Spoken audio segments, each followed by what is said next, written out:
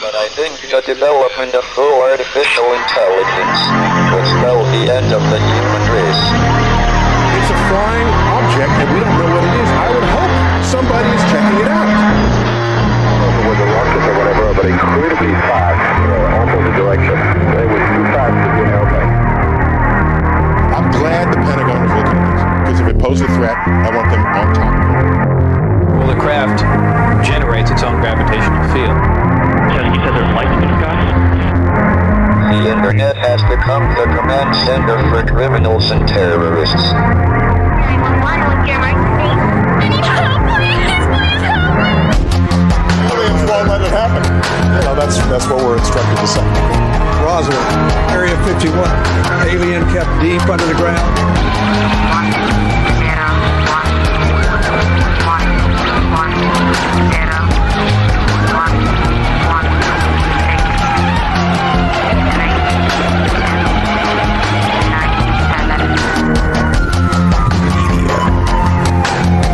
Doesn't have your best interest in mind. The government is self-serving. You're here for a reason. You're listening to Troubled Minds Radio.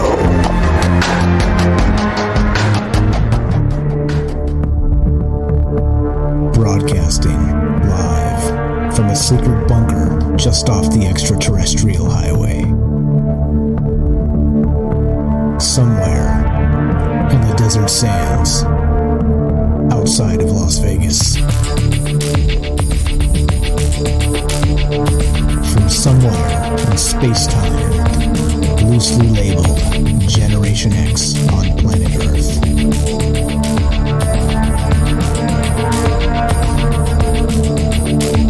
And asking questions of you in earnest into the digital darkness. All right. Good evening and welcome to Troubled Minds Radio. I'm your host, Michael Strange, and hello to all of you who may also have troubled minds. What's up, guys? As you know, this is the show where we talk about all the things we're not allowed to talk about. You know what those things are? Aliens, conspiracy, the paranormal, the government, academia, the 24-hour news cycle,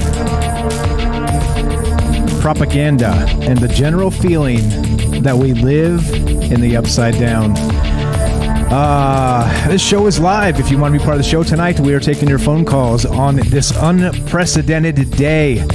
The Summer of Saucers has come to fruition in the release of the 180-day UFO report, and love to hear what you guys think about this. It's been out for most of the day, probably came out around 1:30 p.m. Pacific time, somewhere around there. And so apparently Congress was kind of hanging out and kicking it around and getting their classified briefing before the unclassified version was actually released today. So that's the topic. That's what we're going to talk about. But back to the housekeeping just for a little bit. If you want to be part of the show, the phone number to call is 702-957-1037. That's 702-957-1037. If you want to be part of the show, you can also join the Discord at troubledminds.org. Just click the Discord link at the website. And troubledminds.org, of course, is the official website. And that's what we're doing. That's what we're doing tonight. We're taking your phone calls, taking you on Discord, and happy Friday. Happy Friday to everybody out there. We made it, and one more week. And of course, the actual the elephant in the room is that this UFO report came out. So as you know, if you've been listening to this show, we've been talking about this quite a lot.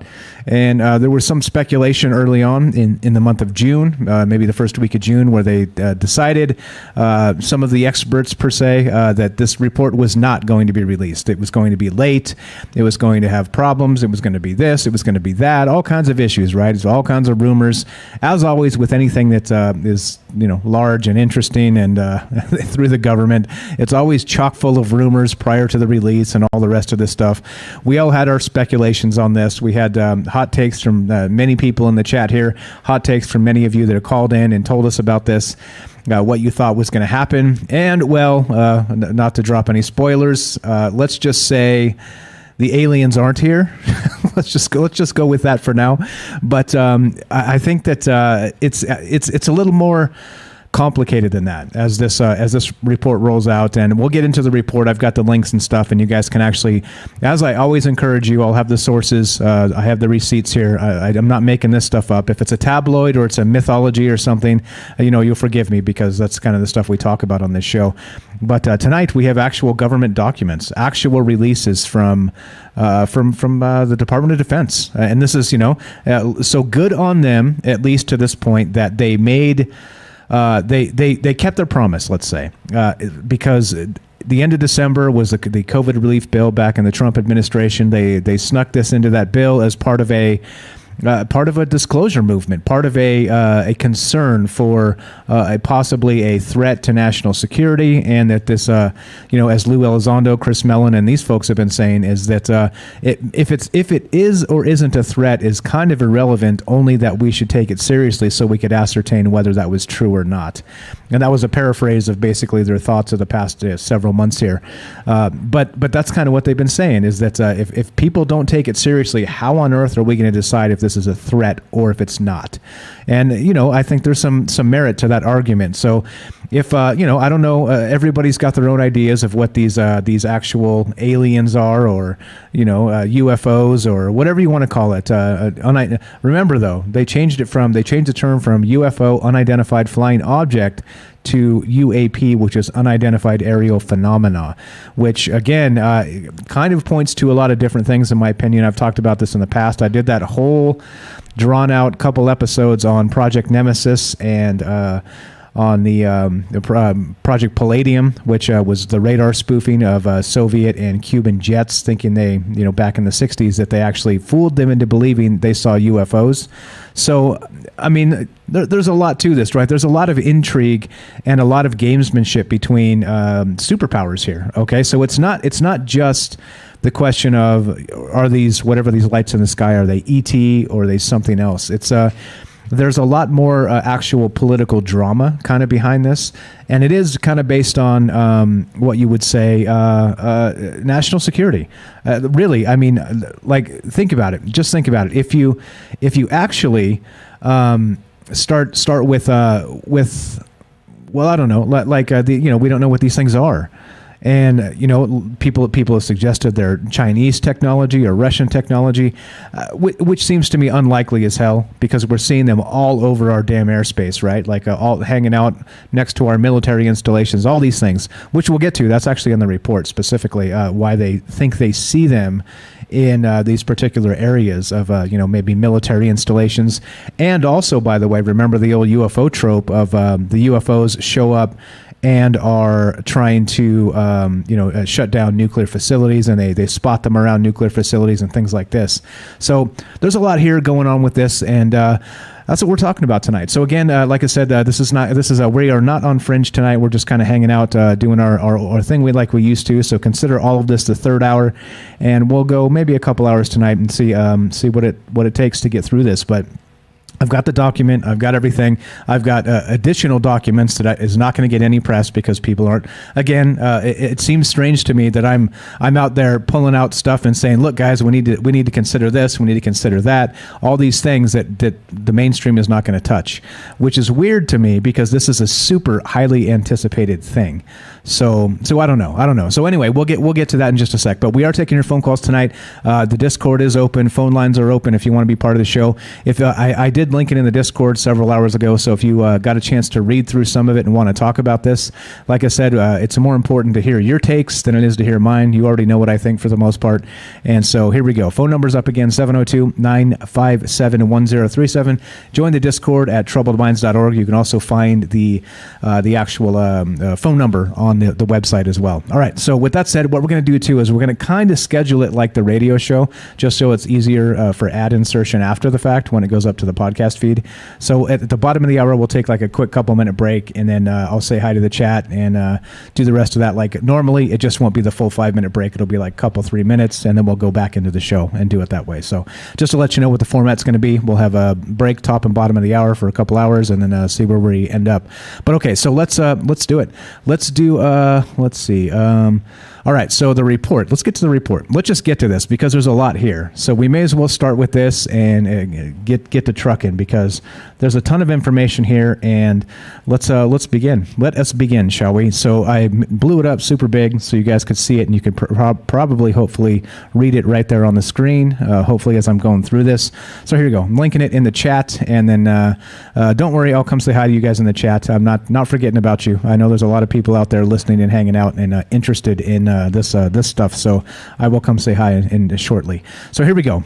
This is the report. I linked it in the chat. If you guys want the actual specific link and you want to look it up yourself, that's exactly what's going on with this. Okay, so this is page 1. It's only 9 pages. So as we heard, the source that we were speculating a couple days ago was that there was a 4-page, it was like a 75-page report, classified report, was pared down to 4 pages. Turns out that wasn't entirely accurate. It was actually 9 pages. So let's skip to from page 1. Page 1, Office of the Director of National Intelligence, Preliminary Assessment, Unidentified Aerial Phenomena. This is June 25th, 2021, which of course is today. And this is the unclassified report. We were talking about this a little bit in the Discord before we started, and some confusion on what unclassified versus declassified versus classified means. And just in basic layman terms, a classified report is something that is not for public eyes. A declassified report is something that was classified and then released with redactions for public consumption. And then an unclassified report like this is something that was created for public consumption without any redactions. And if you scroll through it, there's none of those big black bars blocking out any of this stuff. It was all, this entire report here was specifically created so that the normal people like us could see it. Let's say non-government types. So anyway, there we go. Let's see. Time-wise, we're good. Let's go. Let's read some of this. Page 1, actually here. So as we scroll down, the first page of the 9 whopping pages is just the title page. Sexy, right? Super sexy. The page 1, there it is. Just a title. All right, let's go to page 2 as it begins. Scope and assumptions. The scope of this. This preliminary report is provided by the Office of the Director of National Intelligence, the ODNI, in response to the provision in Senate Report 116-233, accompanying the Intelligence Authorization Act for fiscal year 2021, that the DNI, in consultation with the Secretary of Defense, is to submit an intelligence assessment of the threat posed by unidentified aerial phenomena and the progress the Department of Defense Unidentified Aerial Phenomena Task Force, the UAPTF, has made in understanding this threat. This report provides an overview for policymakers of the challenges associated with characterizing the potential threat posed by UAP, while also providing a means to develop relevant processes, policies, technologies, and training for the U.S. military and other U.S. government personnel. And if and when they encounter UAPs, so as to enhance the intelligence community's ability to understand the threat. The director, UAPTF, the UAP task force, of course, is the accountable official for ensuring the timely collection and consolidation of the data on UAP. The data set described in this report is currently limited primarily to U.S. government reporting of incidents occurring from November 2004 to March 2021. Data continues to be collected and analyzed. ODNI prepared this report for the Congressional Intelligence and Armed Services Committees. UAPTF and the ODNI National Intelligence Manager for Aviation drafted this report with input from USD, DIA, FBI, NRO, NGA, NSA, Air Force, Army, Navy, ONI, DARPA, FAA, NOAA, NGA, ODNI, etc., so on, right there, in case you want to read all the abbreviations, including the ODNI National Counterintelligence and Security Center and ODNI National Intelligence Council. So that's the assumptions. Various forms of sensors that register UAP generally operate correctly and capture enough real data to allow initial assessments, but some UAP may attributable to sensor anomalies. Okay, so there you go. There's the first. There's 2 pages out of 9 already, and as you can see, it's basically what you would call just kind of like I do when I begin the show. A little bit of housekeeping, a little bit of explaining what this is about, just so for people that are new and showing up and not knowing what Troubled Minds is all about. It's the same sort of thing with them. It's kind of a brief on who was involved, what are the types of things they're looking for, some of the individuals, the particular departments like the UAPTF, which is an unidentified aerial phenomena task force. So it's right. So it starts kind of a little bit boring, but well, there are some interesting things in this report, by the way. So if you haven't read through it yourself, there are some notable things in my opinion. So we'll get through some of that. But as we do, right, I'll read all of it. That's 2 pages out of 9 already. We can just blow through this thing if we want to, but a little less fun if we just blow through it all and then end the stream. So again, as you know, taking your phone calls tonight, taking your thoughts on this. If you've seen any of this stuff or read through it or what are you hearing on Twitter and in the press? Some folks in Discord there before we started were saying it's a little bit weird that this hit and the press is kind of quiet regarding this and nobody's really talking about this stuff. So I don't know. Again, back to whatever you think about this stuff. Richard, what's up? Sensory or sensory? I think sensor, SENSOR, sensory data, not censoring. I see what you got. I got you. That's a good joke. Okay, so anyway, point being that looking to hear from you. What have you heard from the media? What do you think so far? And again, we all know we've kind of made some predictions and had some expectations of this particular report, but what happened with it? It hit today, a few hours back. And here we are. We're talking about it tonight. So as you know, this show is about you. This show is our show, not my show. And unless it gets rowdy, and then I'll put my foot down and say, damn it, this is my show. I've done it once before or twice before. But otherwise, for the most part, if we're chill, it's our show. And so 702-957-1037 if you want to be part of the show. And you can give us a call and join the Discord. What do you think? Great joke there, Richard. Sensory or censoring? Censoring. Yeah. Let's see. What else do we got? Who else is in the chat? Any good stuff here? Lots of folks. I'll come say hi in a sec, guys, in the chat. So hang tight for that. All right. So as we continue, let's just burn through another page of this. You guys know the phone number and stuff. So yeah, let's go. Let's do it. Let's just go straight to page 3 of this thing. All right. So as it begins, the executive summary is this. The limited amount of high-quality reporting on unidentified aerial phenomena hampers our ability to draw firm conclusions about the nature or intent of UAP. The Unidentified Aerial Phenomena Task Force, the UAPTF, considered a range of information on UAP described in U.S. military and IC, which is the intelligence community, of course, and so military and IC reporting, but because the reporting lacks sufficient specificity, ultimately recognized that a unique, tailored reporting process was required to provide sufficient data for analysis of UAP events. There we go. All right.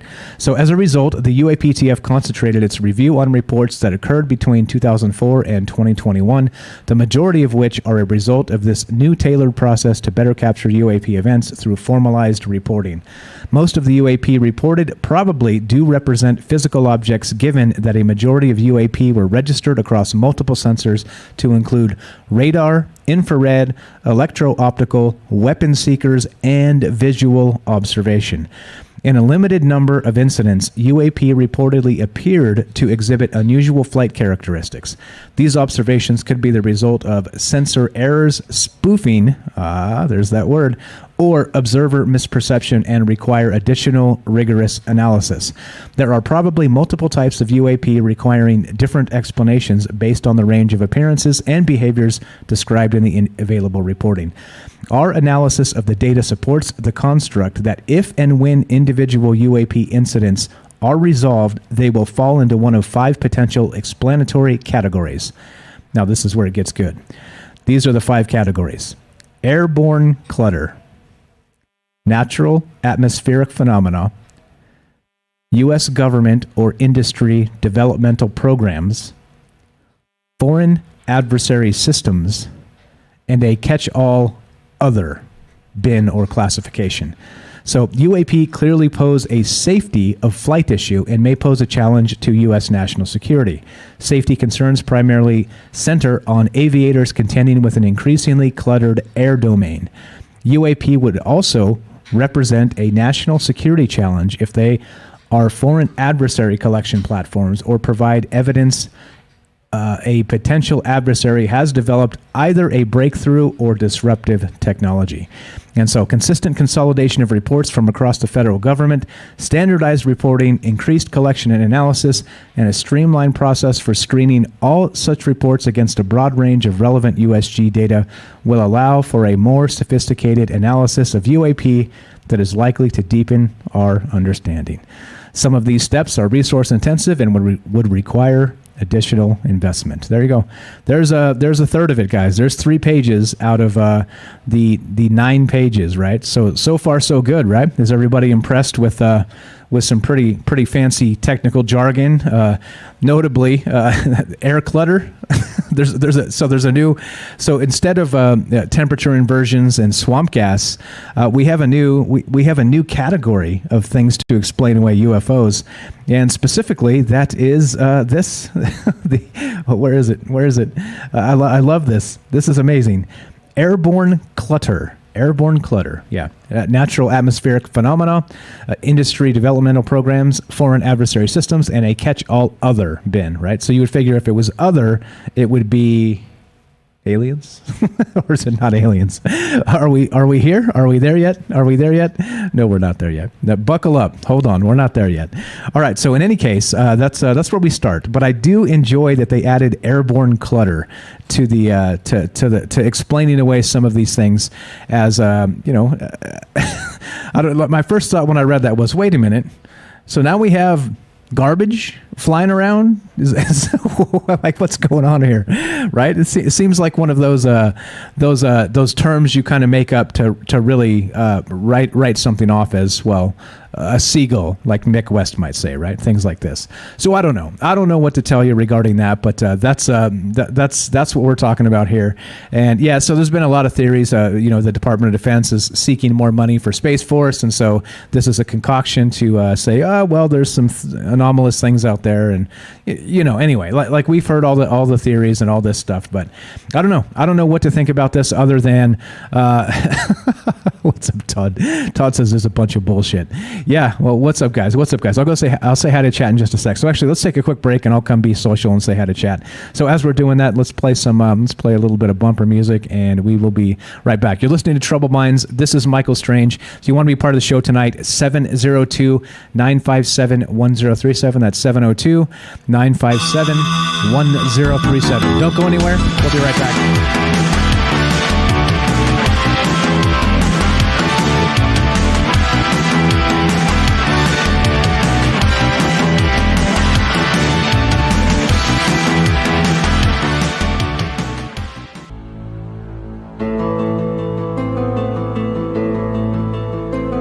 All right, welcome back to Troubled Minds. I'm your host, Michael Strange,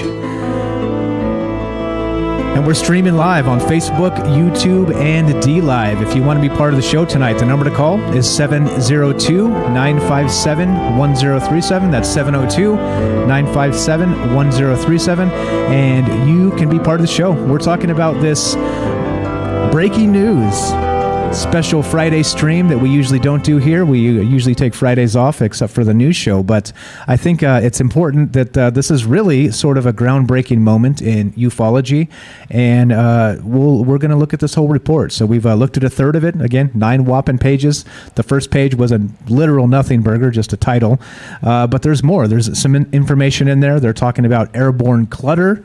They're talking about some atmospheric conditions, which we've heard in the past with temperature inversions with Project Blue Book and that DC UFO flap, if you guys recall that, all the way back from the 50s and Project Blue Book back in those days.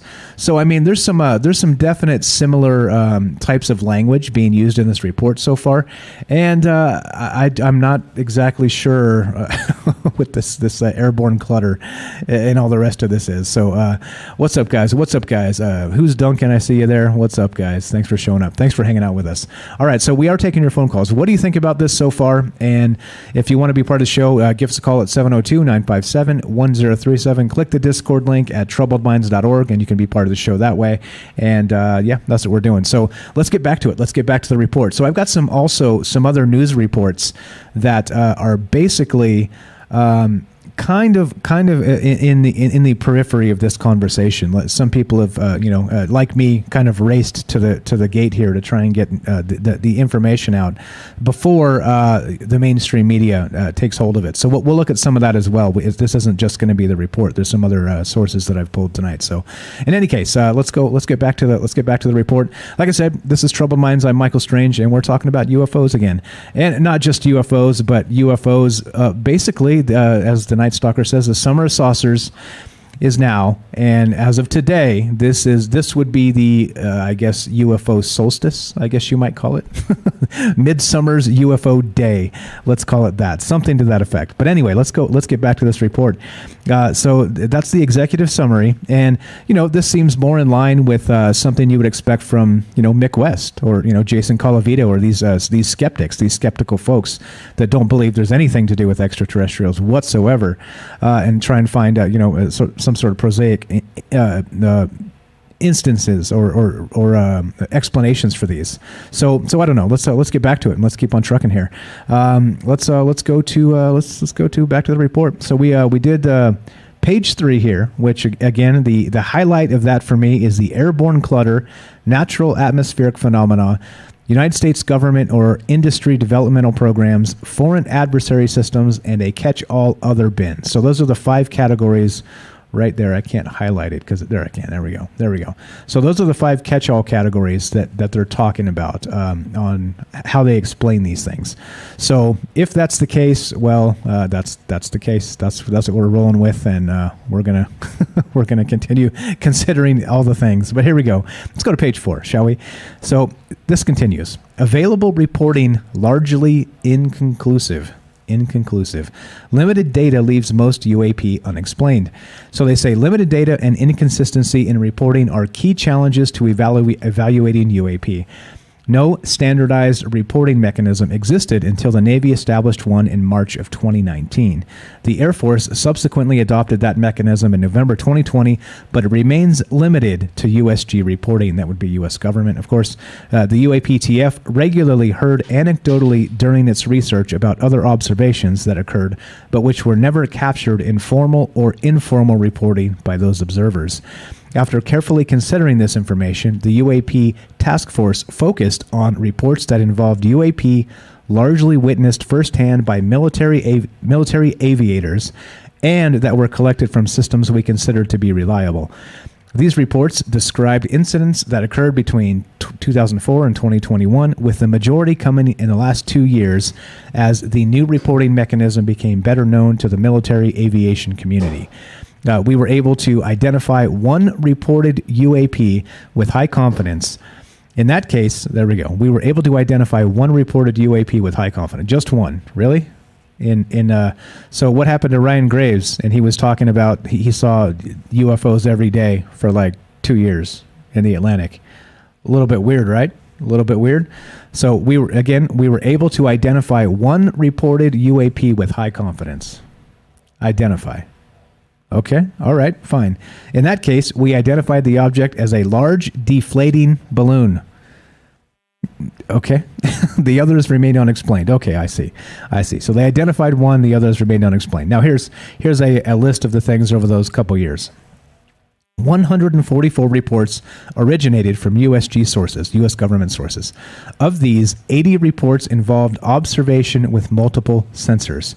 Most reports described UAP as object that interrupted pre-planned training or other military activity. And so to finish out the bottom of page 4 here, these are some of the challenges they've cited as collection challenges, right? Data collection for the intelligence community, talking about radar, these types of things, right? Like what is actually happening with our military and how they're collecting data with the UAP. And so they're saying in the UFOs, I'm going to say UFO. It just has a better ring to it, doesn't it? But so they're saying that they have problems, not just collecting the data, but a way of cataloging it, collating it, this whole bit, right? And so into one database sort of thing. So anyway, here we go. It continues. The UAP collection challenges are this. Sociocultural stigmas and sensor limitations remain obstacles to collect data on UAP. Although some technical challenges, such as how to appropriately filter out radar clutter to ensure safety of flight for military and civilian aircraft, are long-standing in the aviation community, while others are unique to the UAP problem set.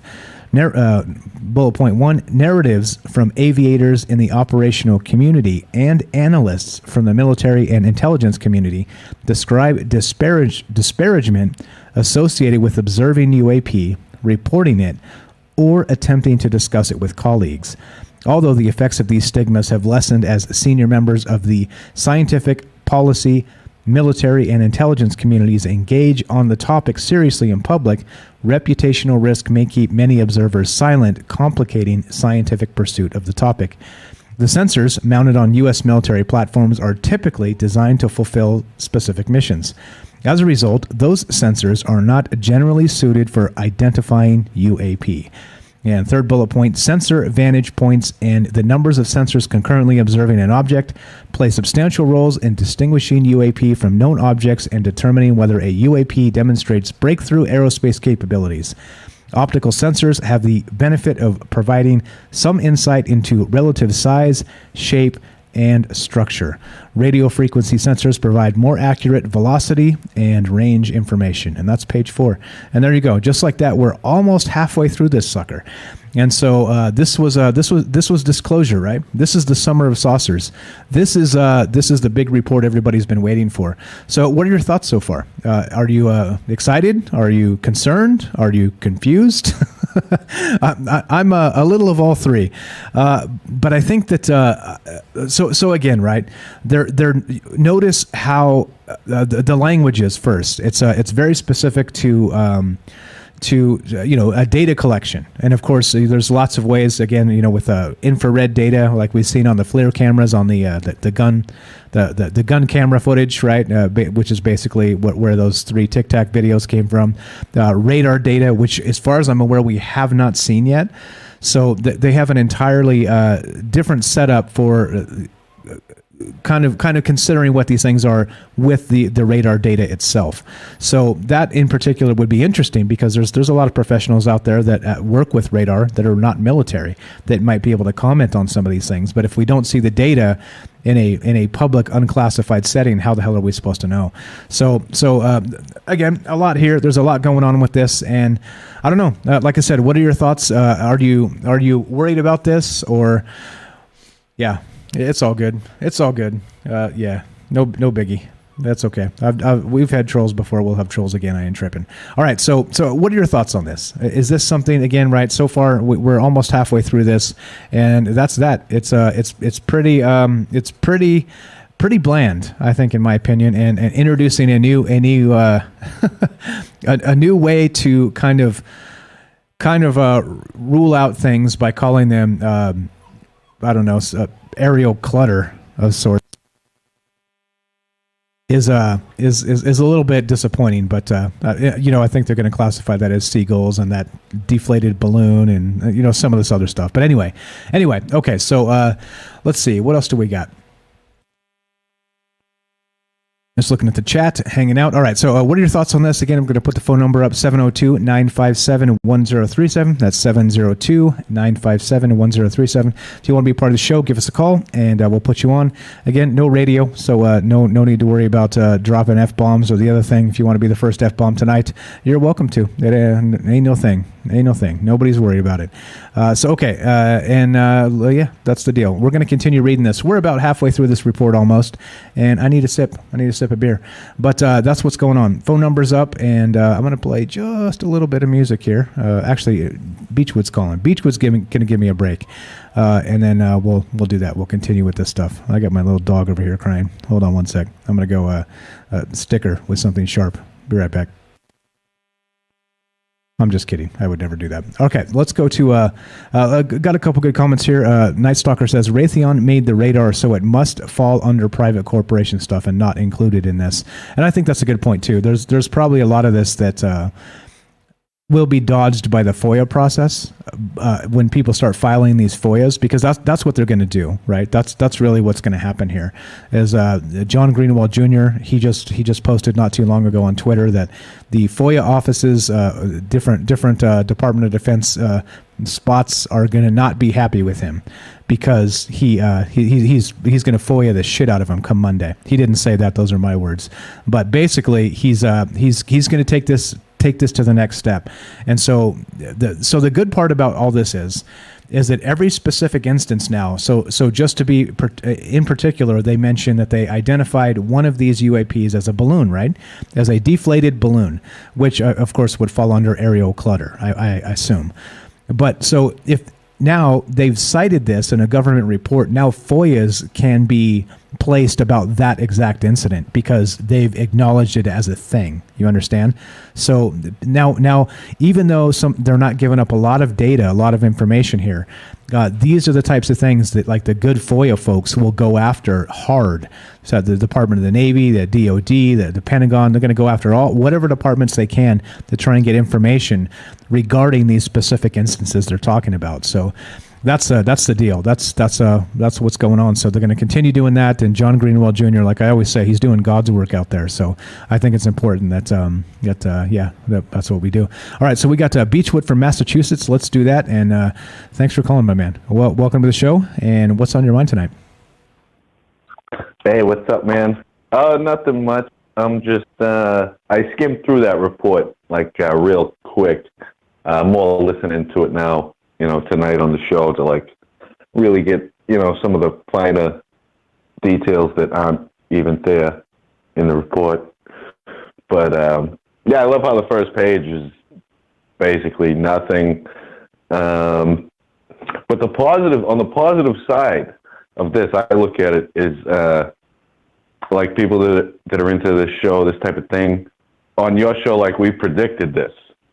So you got to know that you're at least facing the right direction. You learn how to read what's going on in the media and whatnot.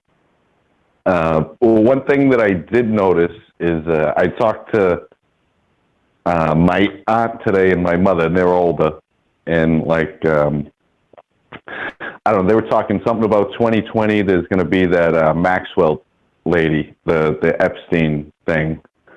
And I think they're going to try to, kind of cause a distraction away from the failure of the declassification. Not necessarily the UFO thing, but just how vague it is. And they're going to try to blow something else up real quick. And then I think in a couple months, something might surface again. But I don't know. I'm not going to say I was disappointed. It's what I expected. But, aerial clutter, and where I come from, for balloons to fly, you got to inflate them, not deflate them. That's a bunch of garbage.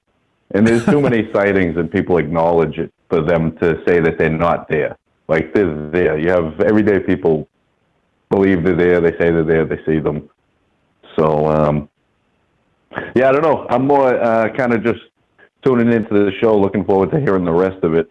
And hopefully maybe a couple other people got some takes on it. But yeah, totally. It was a pleasant surprise to see you on Friday night. Oh, yeah. Well, I mean, you think we'd miss this? We can't miss this. This is literally what this show is all about. We've been chomping at the bit to talk about it, so we may as well do it properly and go through every line by line in this entire document, because you're not going to get that anywhere, right? You're going to get like a little snippet here, a little snippet there, and they're going to imply aliens or they're going to imply seagulls, and that's all you're going to get, right? You're not going to get like a full conversation about it. That's what we do. So let me ask you, while we got you on here, what did you think about that, the airborne clutter, the aerial clutter? What do you think aerial clutter is cluttered means that, like, to me, a bunch of stuff crammed into a small space so much that you can't get around it. Like, my garage is cluttered. Everywhere I turn, I kick something over. I don't think there's that much clutter in the sky. It's just such a poor terminology. We're talking the most advanced technology in the world, and you use words like clutter and like. Give me a real document that I can't understand half of it because it's so like scientific and in depth. Like when you read medical records or something, you don't, half the stuff I don't even understand because it's beyond my education level. But too vague. Sounds like a regular person wrote it, like not actually from a scientist or somebody who studied it.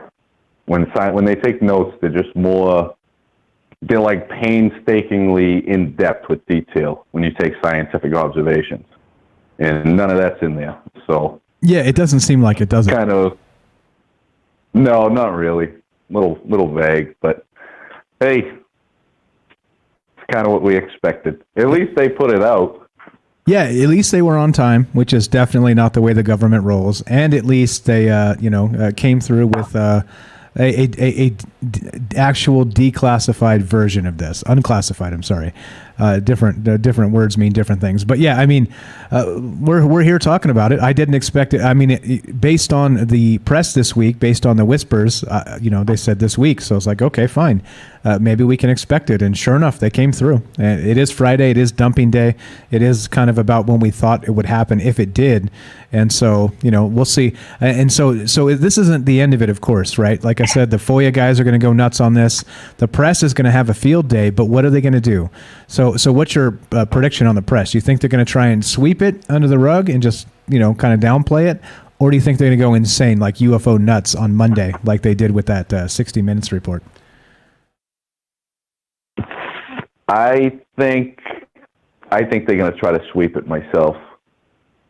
I do. I think they're going to, I'm not sure with what, but I think it's going to be quick. But I can't say what. I'm just not sure. But I think they might try to just sweep it and kind of put it out of sight, out of mind, and maybe wait to see what people have to say for feedback. Like a little research project, see what the algorithms pick up. But yeah, that's it really. All right. I appreciate it, man. Thanks for hanging out with us on a Friday night to get that work done in the garage, and we'll talk to you soon, my friend. Absolutely. Take it easy, my friend. Thanks, bro. Have a great weekend. We'll talk to you soon. All right. There you go. We got that's Beechwood from Massachusetts kicking us off for the calls tonight, and we're looking at the UAP task force, the actual report here. What is this called? What is this even called? Let's see where we at. We're on page. We finished page 4. So this is called, again, let's go to the top of this. This is the preliminary assessment of the unidentified aerial phenomena, and this is what we've been waiting for, right? This is the summer of saucers, kind of culminating in whatever this is going to be, and we're about halfway through it, and we're going to keep on trucking and read this to the bitter end, and get all of this on record and actually talk about it as not spinning it, but actually going through the thing in its entirety. So thank goodness it's not 75 pages, or else we'd have to spend a week doing this. But nine is enough to kind of get through in one stream. So we're doing it. That's what we're doing tonight, and taking your phone calls. So Beechwood's kicked us off. What do you guys think about this? Are you disappointed? Are you? Is this kind of what you expected? The information so far, talking about collecting data on UFOs and this type of thing. The challenges, aerial clutter. I mean, I don't know. I have no idea what's going on here, but other than that's what's up, and I want to hear from you. If you want to be part of the show, you know what to do. It's 702-957-1037. That's 702-957-1037. Let's see. Can we get through one more page here before it's? Yeah, let's motor through one more page before we take another quick break, and that's when I'll come say hi to chat and read some of that stuff and talk to you guys. So hang tight and let's get through this. Let's burn through one more page and finish up page 5 here. So back to this. Here's the link again if you guys want the actual direct link and you want to be able to follow along or read it yourself, elsewise offline or wherever else. Drop it in the chat, and always you can find this in my sources. But okay, here we go. Page 5. But some potential patterns do emerge, they say, all right? Although there was a wide variability in the reports and the data set is currently too limited to allow for detailed trend or pattern analysis, there was some clustering of UAP observations regarding shape, size, and particularly propulsion. UAP sightings also tend to cluster around U.S. training and testing grounds, but we assess that this may result from a collection bias as a result of focused attention, greater numbers of latest generation sensors operating in those areas, unit expectations, and guidance to report anomalies. And a handful of UAP appear to demonstrate advanced technology. Now, here we go. Now we're going to get into the hot stuff. In 18 incidents described in 21 reports, observers reported unusual UAP movement patterns or flight characteristics. Some UAP appeared to remain stationary in winds aloft, move against the wind, maneuver abruptly, or move at considerable speed without discernible means of propulsion. In a small number of cases, military aircraft systems processed radio frequency energy, RF energy, associated with UAP sightings. Some UAP, I already read that. So the UAPTF holds a small amount of data that appear to show UAP demonstrating acceleration or a degree of signature management. Additional rigorous analysis are necessary by multiple teams or groups of technical experts to determine the nature and validity of these data. We are conducting further analysis to determine if breakthrough technologies were demonstrated. There you go. So there's the UFO stuff, right? We are conducting further analysis, okay, to determine if breakthrough technologies were actually demonstrated. So again, right, like you would expect, like they've been saying this for a long time. We're still looking at it, right? We're still looking at it. And so now we get to this part, and this is kind of what I've been saying for quite a while now. UAP probably lack a single explanation.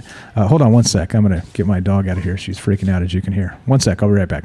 All right. Sorry about that. Here we go. So UAP probably lack a single explanation. So the UAP documented in this limited data set demonstrate an array of aerial behaviors, reinforcing the possibility there are multiple types of UAP requiring different explanations. Our analysis of the data supports the construct that if and when individual UAP incidents are resolved, they will fall into one of 5 potential explanatory categories, which was kind of a detail above. Here we go. Airborne clutter, natural atmospheric phenomena, U.S. government or industry developmental programs, foreign adversary systems, and the catch-all other bin.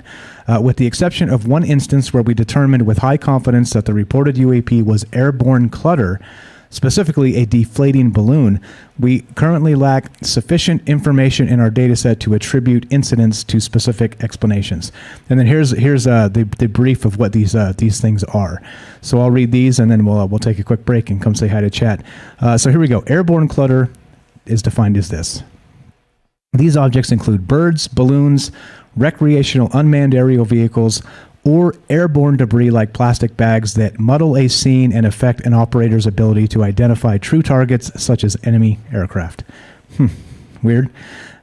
Second one, natural atmospheric phenomena. Natural atmospheric phenomena includes ice crystals, moisture, and thermal fluctuations that may register on some infrared and radar systems.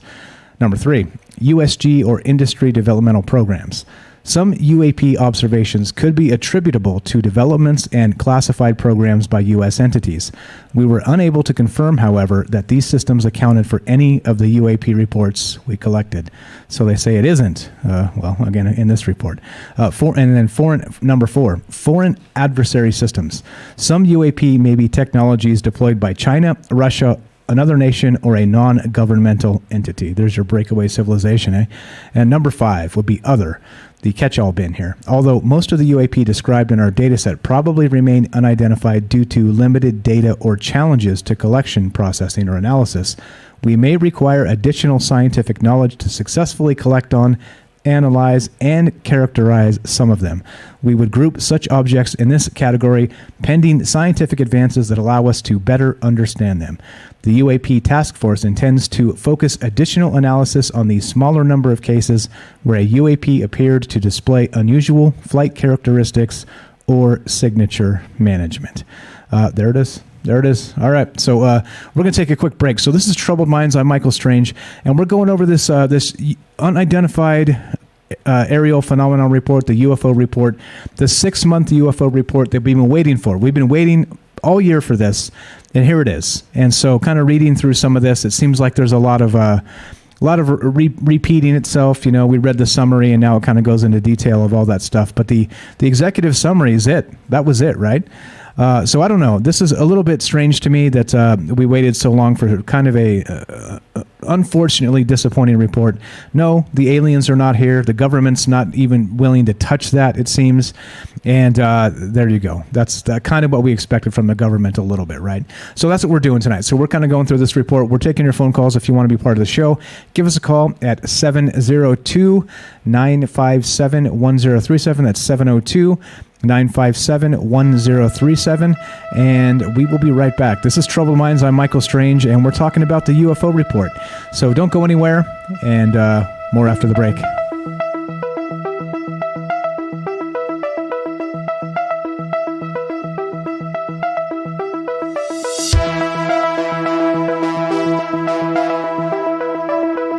Actually, be right back. I'm going to grab a beer, but I'll play a little spooky music as I step away. 30 seconds. Be right back.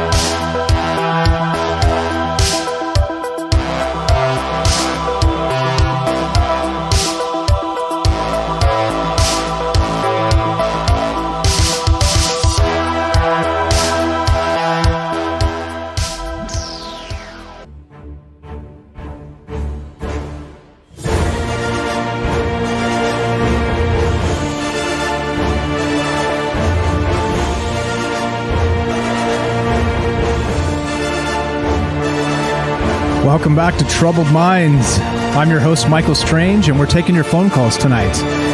And you can reach us at 702-957. I actually forgot the phone number for a second. Can you believe that? 702-957-1037. If you want to be part of the show, 702-957-1037. You can click the Discord at troubledminds.org and be on the show that way. We're reading the chat on Facebook, D-Live, and YouTube, and we're talking about this 6-month UFO report. This is out. It is real. It is actually in black and white, a document from the government detailing what they know about UAP, unidentified aerial phenomena, or, of course, like we said in the old school days, UFOs. And of course, as you know, if you guys listen to this show often, you know what I think about most of this stuff. I don't know. I don't know the answers. I do not know the answers here. So if you're looking for answers, I'm not your guy. But what I do know is you can kind of derive some of the truth, I think, by reading the reports they put out, by following the press and seeing what they report about these things. Because, of course, there's that unholy union between the government and the media, right? So I think that's part of this is, reading it with a discerning eye, living in that skeptical world as well as willing to believe, just looking at the evidence and kind of going with it as it kind of comes. So there we go. There it is. That's what we're doing tonight, and we're taking your phone calls. So we've got Robert on deck. So let's go to Robert. Robert from Pennsylvania. What's up, my friend? You're on Troubled Minds with Mike. How are you? Fine. How are you? Doing very well. Are you finally all right with the universe now that this UAP report came out? I think people are overlooking a couple of big things here that's in this report. Okay. They're seeing it as a complete whitewash, but there's a major admission in this report when they say that most of these 140 that they're talking about are physical objects. Right? Not atmospheric, not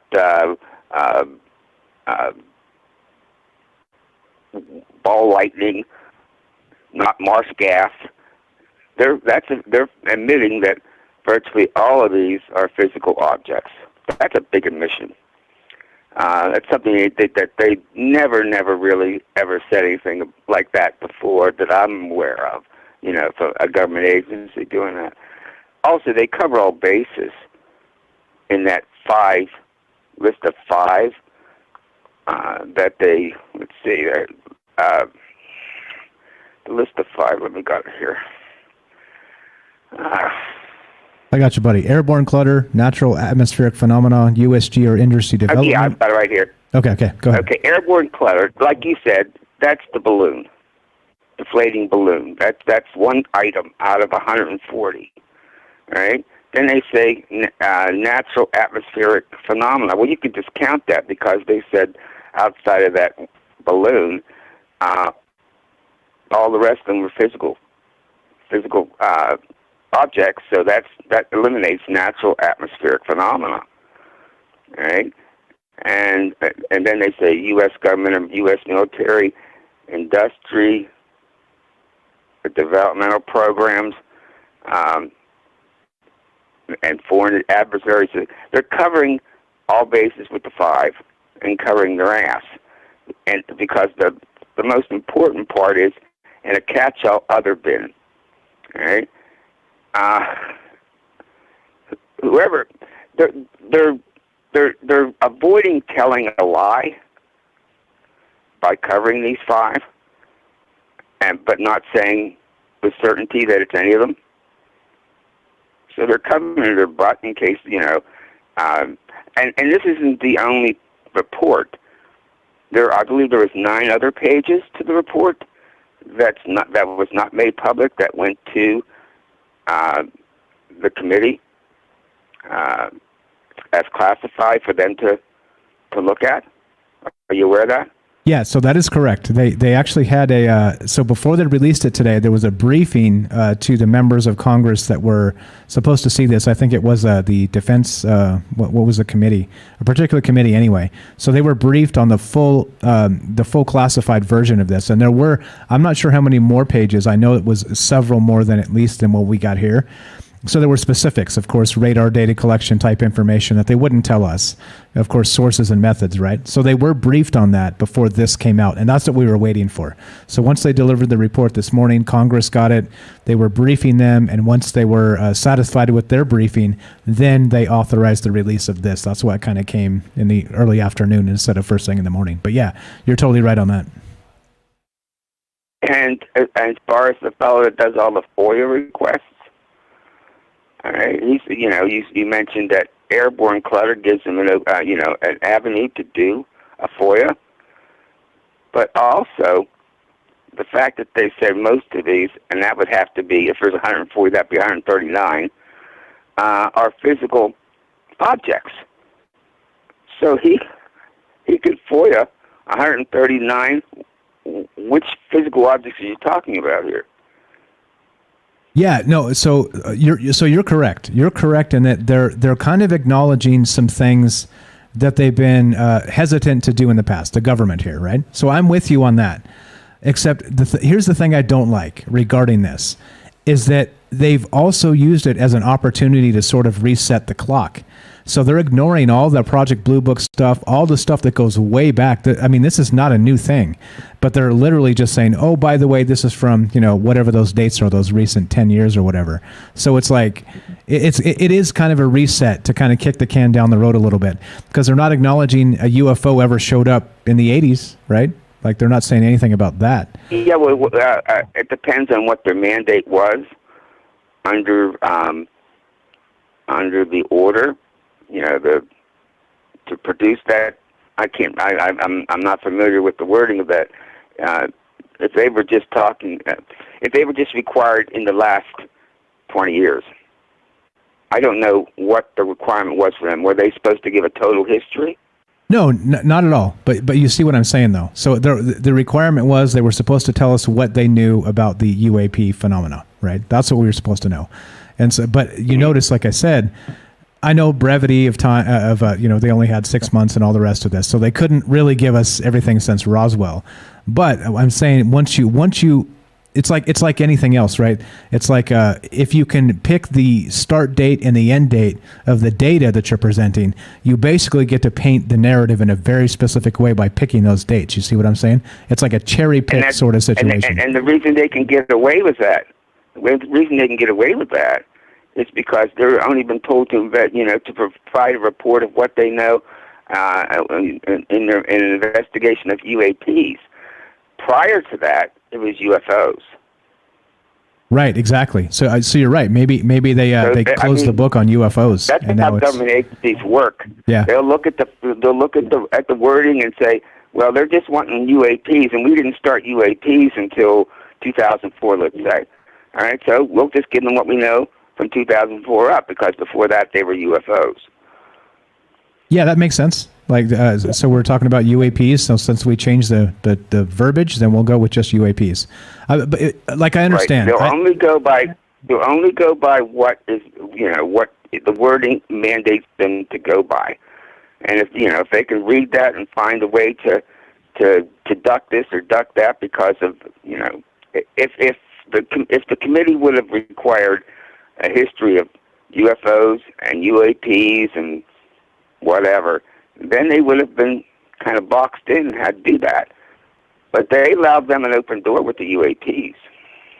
Yeah, exactly. And so here's a perfect example of that. Salcedo Media, James in the chat here says, government is very good at lying by omission. And I'm not just talking UFOs. And that's exactly right. That's kind of what I'm saying here, is that they're able to cherry pick. I don't know. Like I said, I knew we weren't going to be happy with this report. Absolutely right. That's exactly what they're doing here. Right. Exactly. Lying by omission. Right. I agree. And that's why I think going back to 2004 or whatever it is kind of a weak, dishonest way to go about this. But something is better than nothing. I think we can agree on that, right? I think that we should at least take that little crumb they gave us, and that's a mission that 139 of them, well, actually all 140, were physical objects. That's a biggie. That means they weren't swamp gas. They weren't all those other things that over the last 50, 60 years they tried to claim. It wasn't hallucinations. It wasn't mass hallucinations. They were all physical. All right? That's a big admission. I agree. And then some of them they weren't able to classify at all. So there's still that as well. I mean, it is a big step. All right. So I can give it that. But what were we waiting for really here? Like a bigger admission than that? Well, what will happen now is the committee probably will jump right on that 140 are physical and follow up and demand clarity on that. What do you mean they're physical? They'll probably be further mandatory investigations and hearings and stuff on this, I think, just from that alone. Because Rubio's not going to let this go.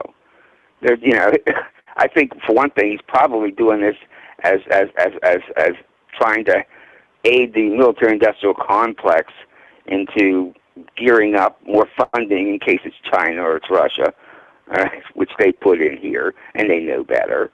All right.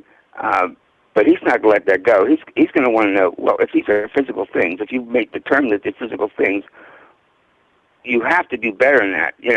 They just can't say they're physical and not say, well, what do you think they are? Yeah, it is a little bit of a cop-out, though, because they basically said that the reason they don't know is because of a lack of reporting procedures.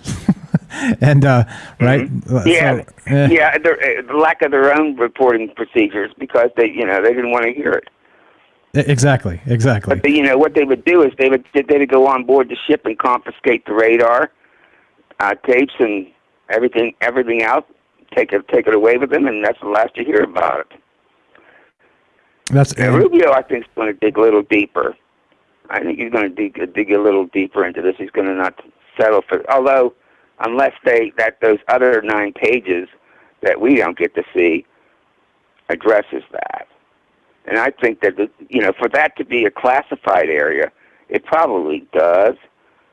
But remember what Rubio said. Washington leaks like a faucet whose washer's gone bad. So I'm paraphrasing here. Yeah. But he says he's absolutely sure whatever those 9 pages are that were classified will get leaked real quick. Exactly. Like a sieve. Right. So, all right. I appreciate the conversation. Talk to you later. Great thoughts, man. Thanks for the call. That's Robert from Pennsylvania, and always listening and always commenting in the chat and calling in. Appreciate it, my friend. We'll talk to you soon. There you go. If you guys want to be part of the show, easy as that. Dial the phone number. Get on here. What's your take on this? Robert had some great points there. They're acknowledging these are objects. All right, so that's good. So what's the next step? I think that's maybe where this goes. Maybe the FOIA guys and some other things. Maybe some activists get behind this and really start pressing. Fine. Like again, let's take the next step. I think a nothing burger is probably a little bit premature because this will probably begin a process of events. All right, and how they're trying to now this is what I see happening because we end up having some information that we already knew. And then some new information regarding, again, their collection procedures, like Robert said, some of the new classifications of what they are, the 5 different categories, and then also acknowledging their actual objects out there in the sky. So there's those things, right? But there's more here too. There's more with this report. So we'll keep on rolling with this. What's up? Is that you, Kelly? Hey, that's me. What's up, brother? How you doing? Oh, hey, how's it going? I didn't know you can hear me. Yeah. All good. So we got let's see, like three more pages or so to get through this before we get to the appendixes. So if you want to hang out a little bit, let me just burn through this. I'll finish this up and then we'll get to this. Oh, you know what? I'm kind of chowing down right now, but let me listen, and then I'll just turn on when I'm ready to proper time or something. Okay, perfect. I'll just listen. I'll just turn the mic off here. Okay, you got it. Here we go. So let's finish up talking about this stuff, the actual the report itself. Okay, and again, we're taking your phone calls. If you want to be part of the show tonight, give us a call at 702-957-1037, or you can jump in the Discord and be part of the show that way. TroubledMinds.org. Click the Discord link and get your ass in here. Let's hear what you have to say about this. All right, let's get back to this report. Page 5. Page 6, actually. So we just got through the airborne clutter, natural atmospheric phenomena, USG or industry development programs, foreign adversary systems, or other. Those are the 5 new categories that they've listed for, of course, this report, the 6-month UFO report. So here we go. On page 6 itself, let's continue. 6 out of 9. 6 pages out of 9. See, we're already almost through this, and I've been blabbering on about a whole bunch of other stuff. So here we go. This is this, and I'm linking it too if you guys want to read this yourself and maybe go through and start setting up your FOIAs and some of these things. I think maybe that might be a good way of going about this. But here you go. Here's the actual links if you guys want to check it out. And here we go. So now they say this. This continues. Page 6. UAP threaten flight safety and possibly national security. So the UAP, the unidentified, I can't say it. Let's say UFO. The UFOs pose a hazard to safety of flight and could pose a broader danger if some instances represent a sophisticated collection against U.S. military activities by a foreign government or demonstrate a breakthrough aerospace technology by a potential adversary. And ongoing airspace concerns are this. When aviators encounter safety hazards, they are required to report these concerns. Depending on the location, volume, and behavior of hazards during incursions on ranges, pilots may cease their tests and or training and land their aircraft, which has a deterrent effect on reporting.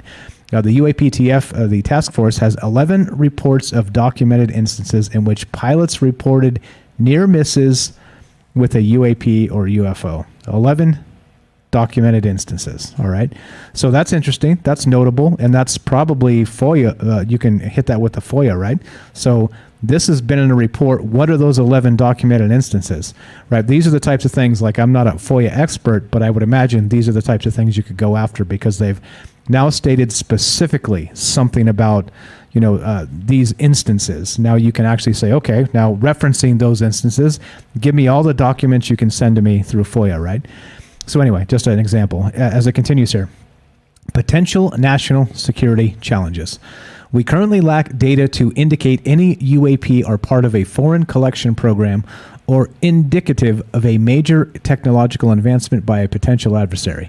We continue to monitor for evidence of such programs given the counterintelligence challenge they would pose, particularly as some UAP have been detected near military facilities by aircraft carrying the USG's most advanced sensor systems.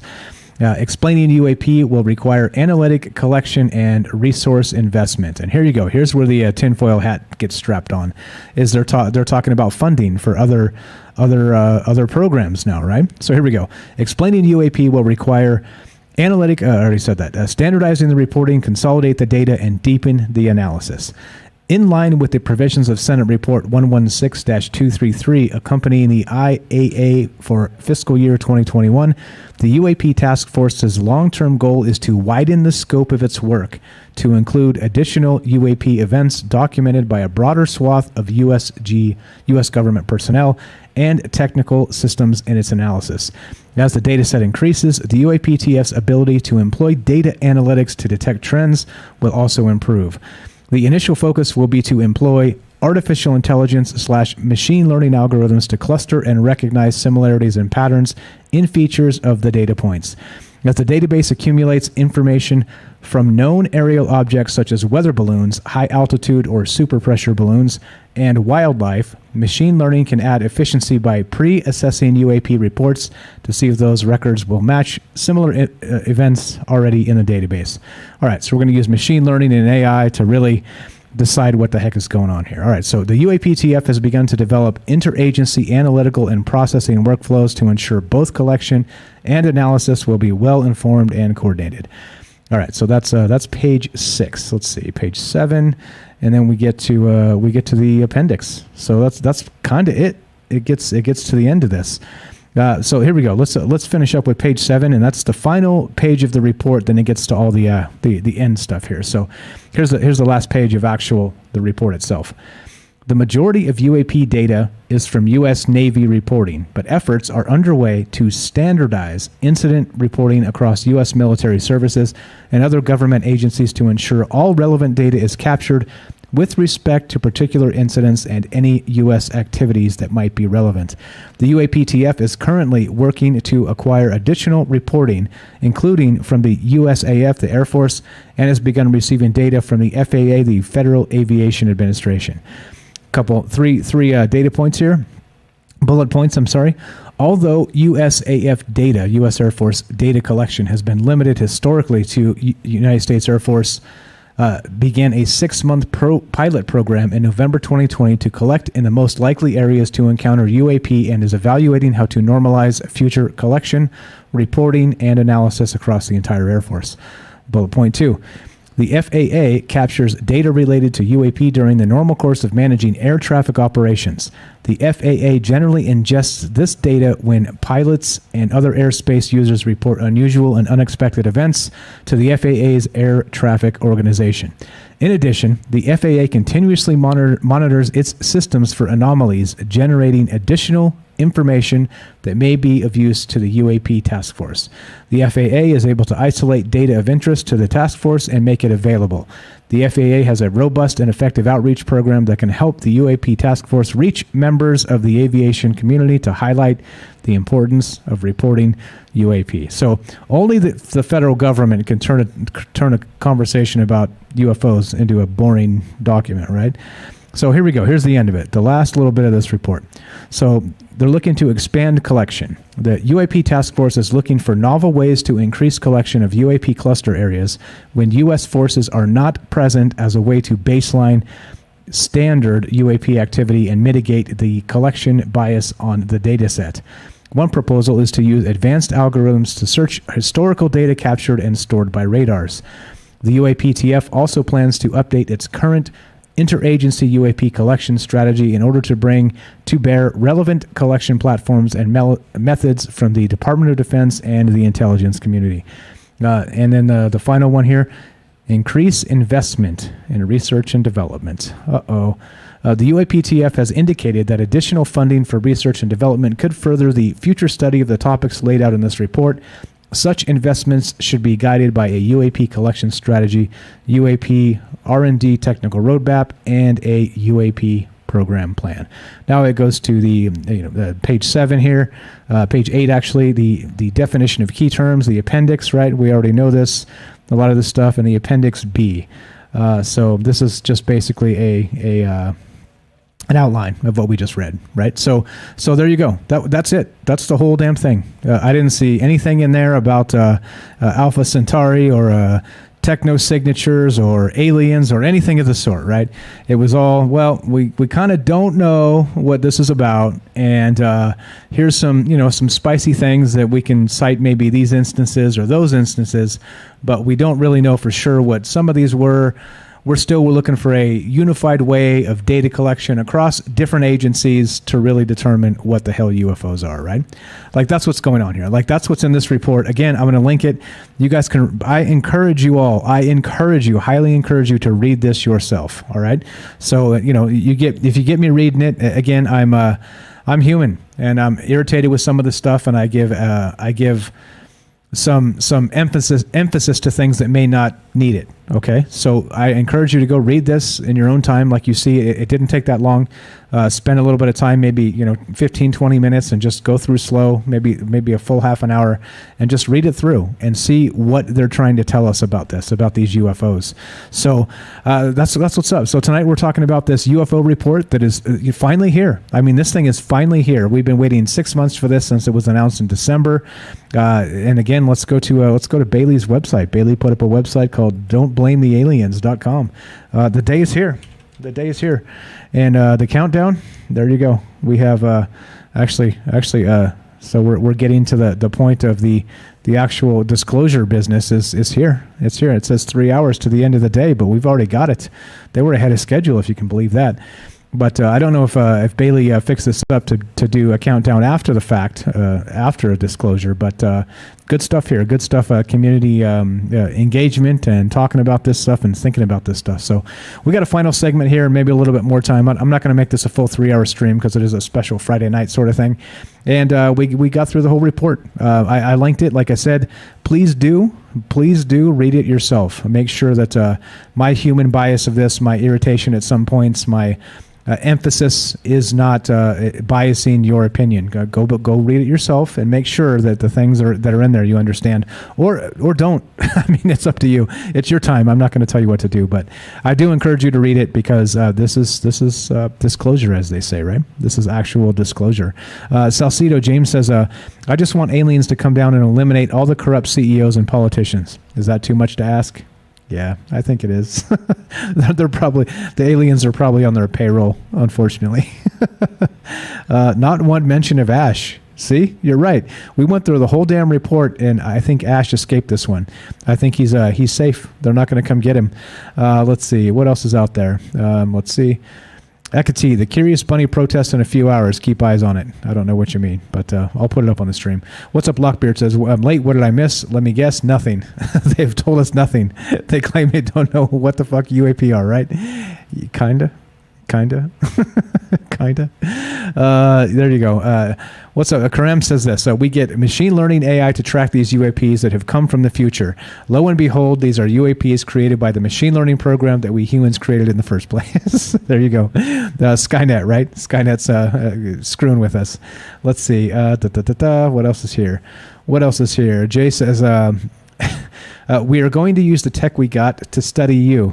Sounds legit, right? Totally sounds legit. Yep, there you go. Karam said it. So basically Skynet all over again. Exactly right. Let's see. What else do we got? Who else? Elizabeth says lots of lacking data. And again, right, the cherry picking, the times and, from 2004. Time constraints, I understand. However, it just seems that... I don't know. I'll let you decide. So anyway, come on, Hell 21. You knew, and we all knew about this. We knew this was going to become a kind of a nothing burger, and here it is. It's a nothing burger. I mean, like I said, I don't like being lied to, and I think the government's full of crap, and all the narratives they press politically are just garbage and manufactured for consent to take away things that we should have. That's basically what the government's about, unfortunately. But what's up? Mr. Mission Control says no mention of interdimensional aliens. Yeah, No mention of a lot of things. So there we go. Robert says this. Also, by admitting that all 144 investigated were physical objects, they admitted none were holographic plasma military projected illusions. That is true.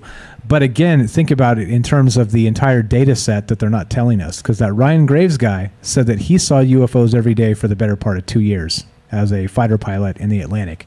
So is he lying, or are they omitting data, right?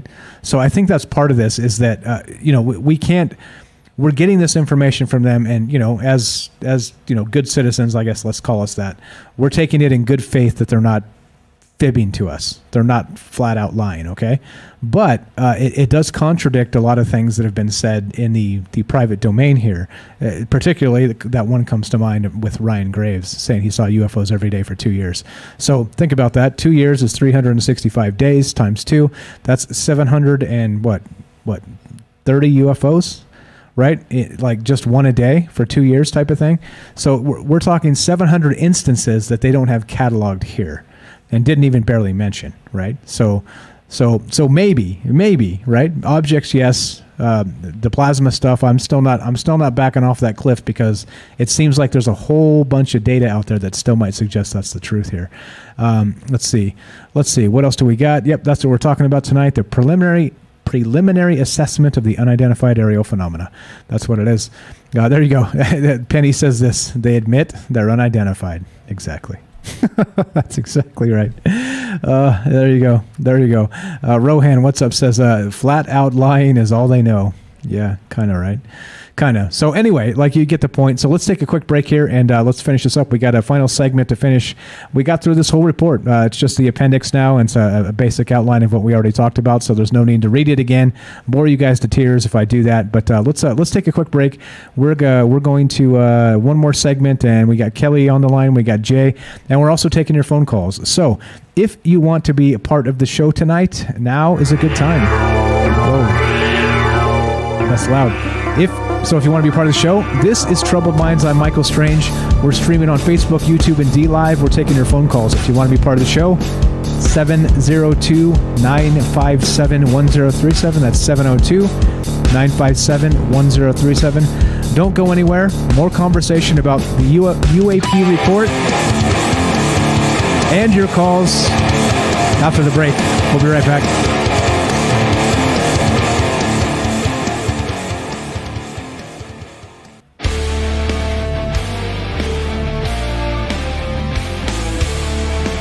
All right, welcome back to Troubled Minds. I'm your host, Michael Strange, and we're here tonight taking your phone calls. This is the Summer of Saucers, and we are talking about the 6-month UFO report. So, you tell me, what do you think this is? Should we be excited about this? Should we be disappointed? Should we be optimistic of what it brings for the future? I don't know. These are all questions to kind of mull over as we consider the data and consider the information, and maybe take some time to calm down. And everybody calm down. Step away from the edge. It's okay. It's okay. This is kind of what we expected, right? We didn't expect there to be the 4 pages of the aliens are here, right? As we discussed previously on a previous show there. I don't know. Like, I wasn't expecting a ton, so it's hard to be disappointed when you have no expectations, right? So there we go. There's my take on that. But we are taking your phone calls tonight. We're streaming live on Facebook, D-Live, and YouTube. And we're got a phone number up, 702-957-1037. That's 702-957-1037. And we got a phone call. We'll go to that. We got Kelly in the Discord. We'll go to him in a little bit when he's ready. And then we got Jay in the caller queue. But we got time for you.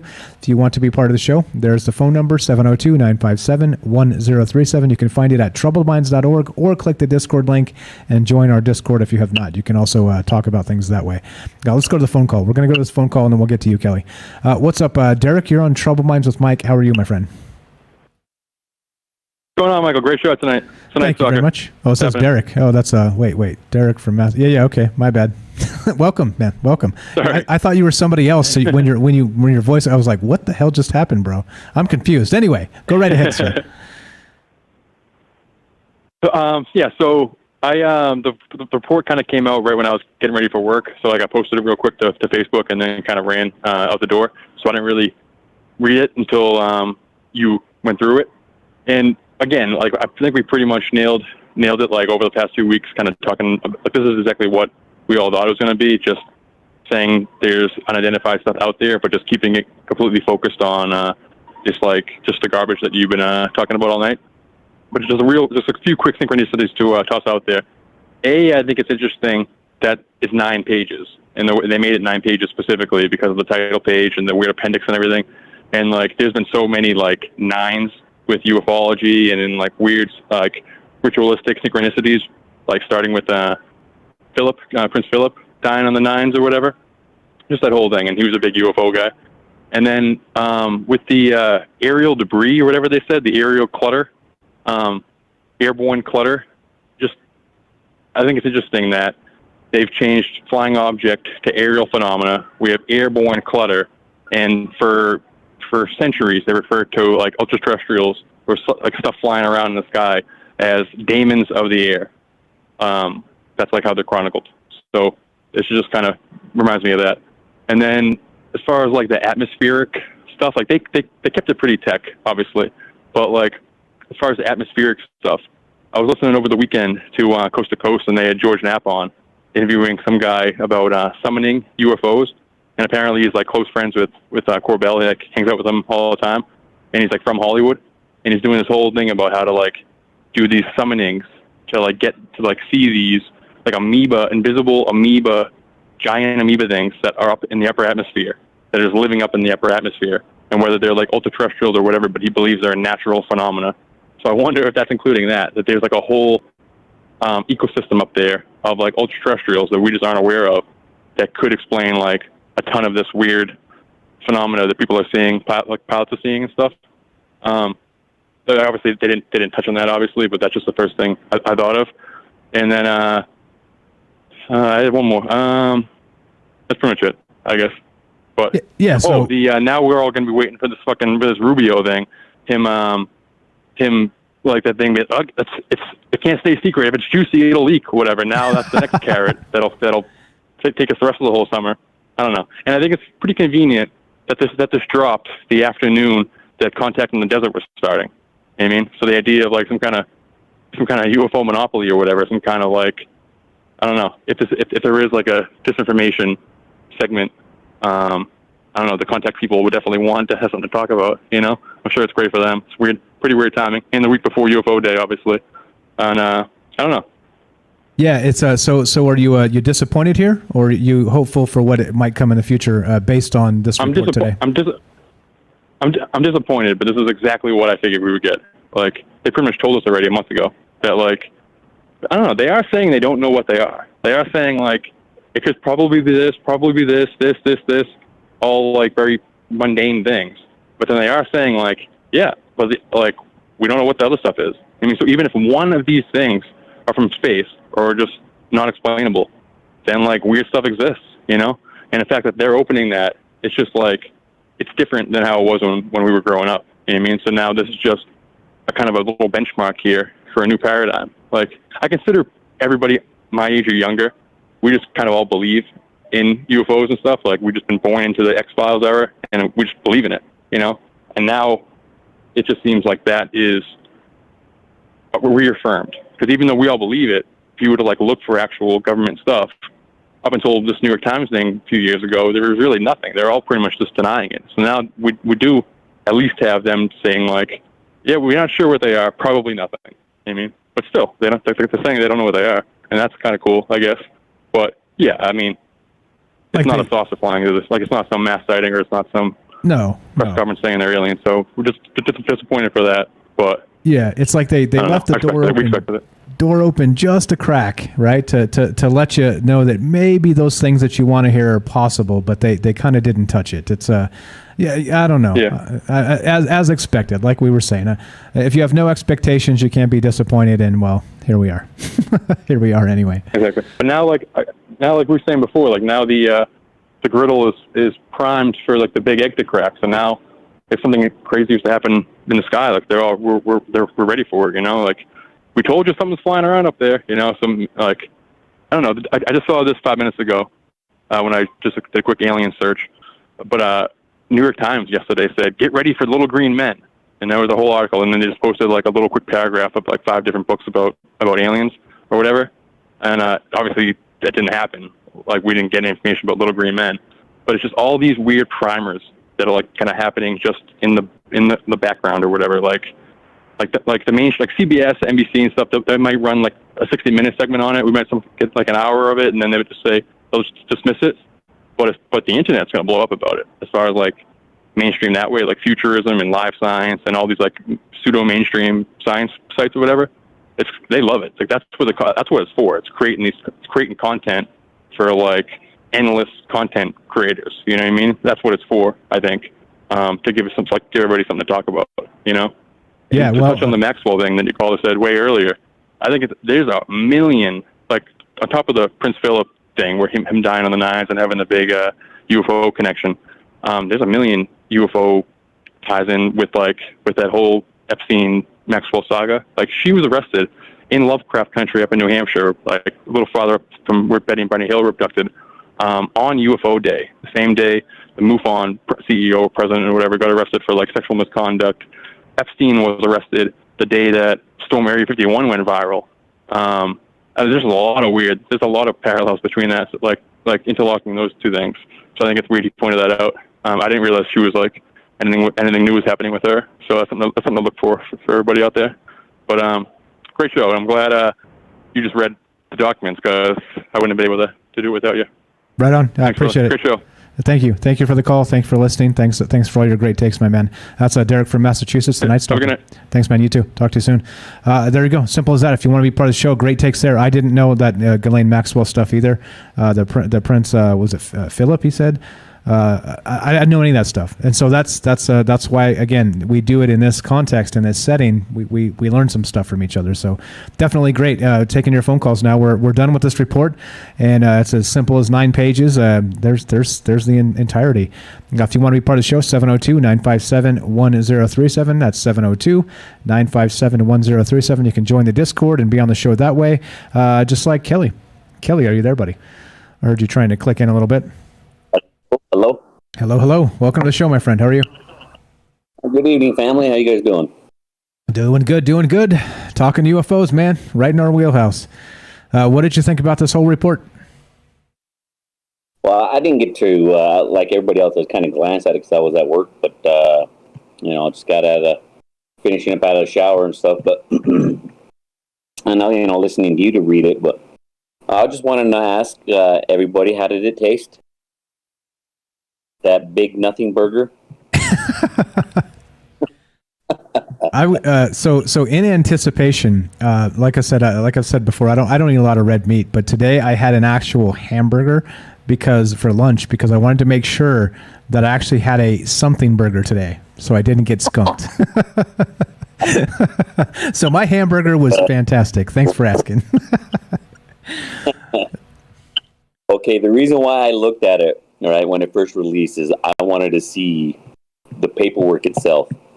All right, I noticed it said unclassified at the very bottom, and where it came from the desk of the Director of National Intelligence, and also from the Secretary of Defense. Now, as a military man and as someone who knows military documents, because I had to even type them myself, because I have my rank. I say that thing's a pile of crap, because why isn't there Admiral Haynes on there? She's actually she's the Director of National Intelligence right now. She's actually the first woman to even hold that office. Why wouldn't she be on there? Or Secretary of Defense, Lloyd J. Austin. He was sworn in January 22nd in 2021. When those people like that sign papers or even have something leave their desk that's coming out of their office, because it says it's from the desk of, they will sign it.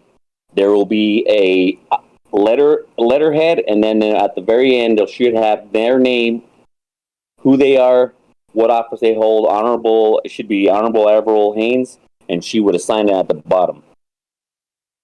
Whether it be because it was unclassified, so that means it wasn't just what's the other ones that they have? This is unclassified. It's just to say that it was classified, right? So if that's the case, there should be names all over that shit. I didn't see anything. All I seen was from the death of and by of SecDef, which is the Secretary of Defense, and then from the desk of the National Security of National Intelligence. Excuse me. Yeah, check this out real quick. So there is an addendum here that I was going to get to as we finished up. And so it is actually from the Deputy Secretary of Defense. And so it does have a signature at the bottom. It looks like it's Catherine Hicks. Is that who this is? Is that who you're talking about? No, the Director of National Intelligence, where it comes from, because what you just read, say it again, her title?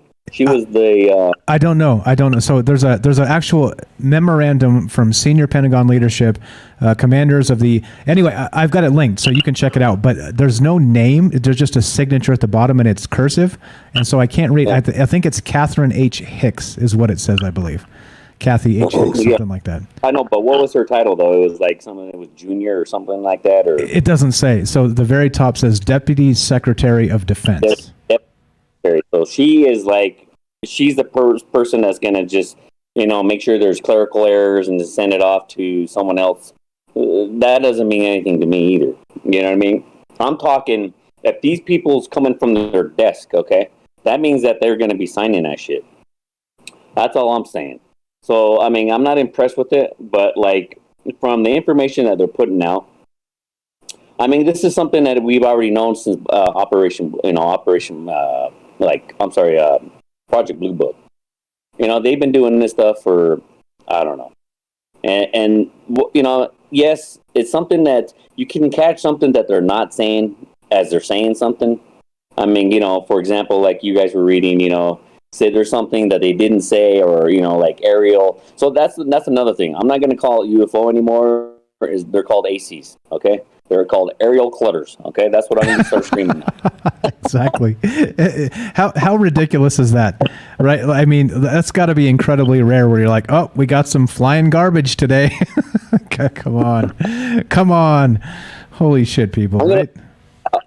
I wish I would tell everybody. I wish I could say what kind of radar systems, because I had I learned different warfares when I was, in the Navy. Different aircraft, different ships. You have to get.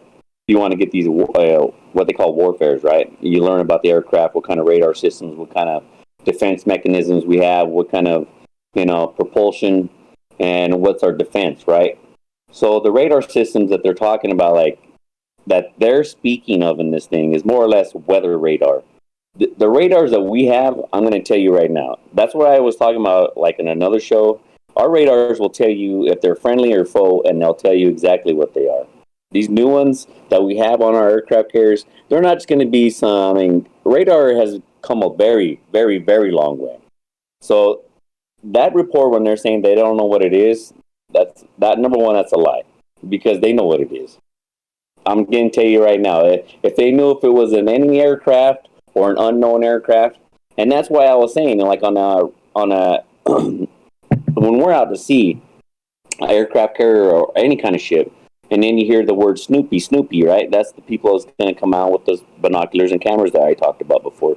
And there's the ones that, I look in those directions, I'd be like, all right, there's something out there. Because sometimes, because they'll even say if they don't say it's a surface contact, then you really, a surface contact would be on water, or coming out of a boat or something coming out of the water. Perhaps we'll say that. But as for aerial one, yeah, they will know.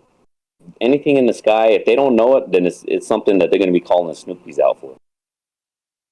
Yeah, so actually recently that Jeremy Corbell thing that actually involved a Snoopy team going out to investigate one of those sightings.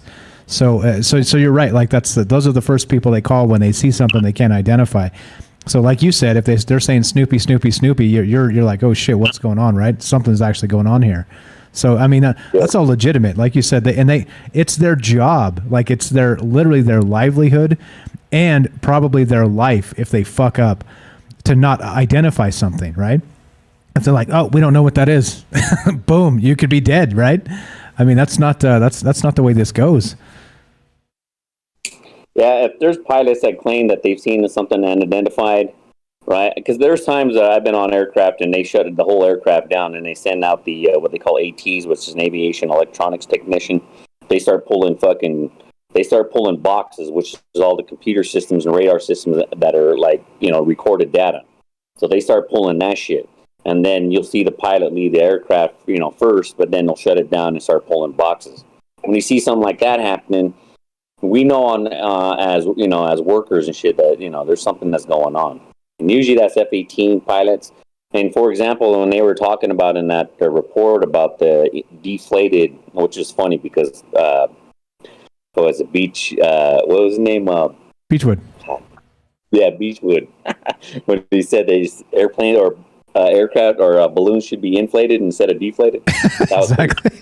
He's right. He's totally right. That's when it becomes garbage. It becomes the aerial. Yeah, you know what?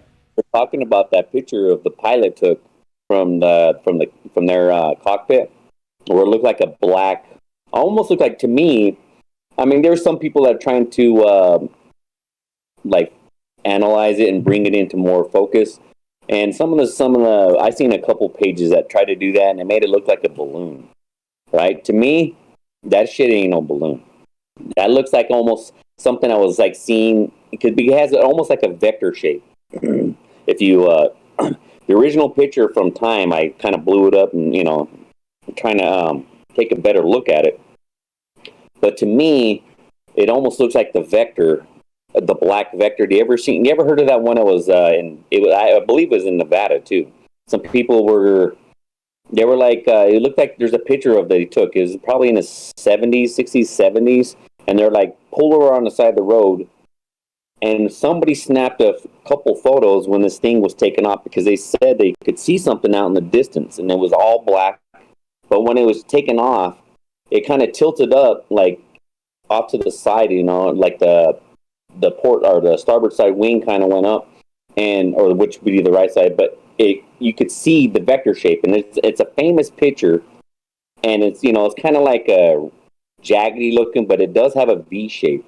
I don't know if do you know what the photo I'm talking about? I haven't seen it. No, it's not ringing a bell. But if I see it, it may. But as of right now, I don't know what you're talking about now. I have to go in my memory banks and pull that out. But yeah, I've seen that, and I was actually going to do a post on that. Kind of putting the two together, because it's almost similar, but it's not. The one that the pilot took, it's in a distance and it's smaller, so I wouldn't say it would probably be the exact one, but it's kind of similar, that's the only thing I was trying to say. But, sometimes I do that where I see something, I don't know, my memory's like that, it's like photographic, and when I see something, it's just like I can bounce it off of something really quick. But, yeah, that's the only thing I was saying, but it was kind of, that aircraft was kind of, almost looks like that. But I think that's the thing they were talking about, like a deflated balloon.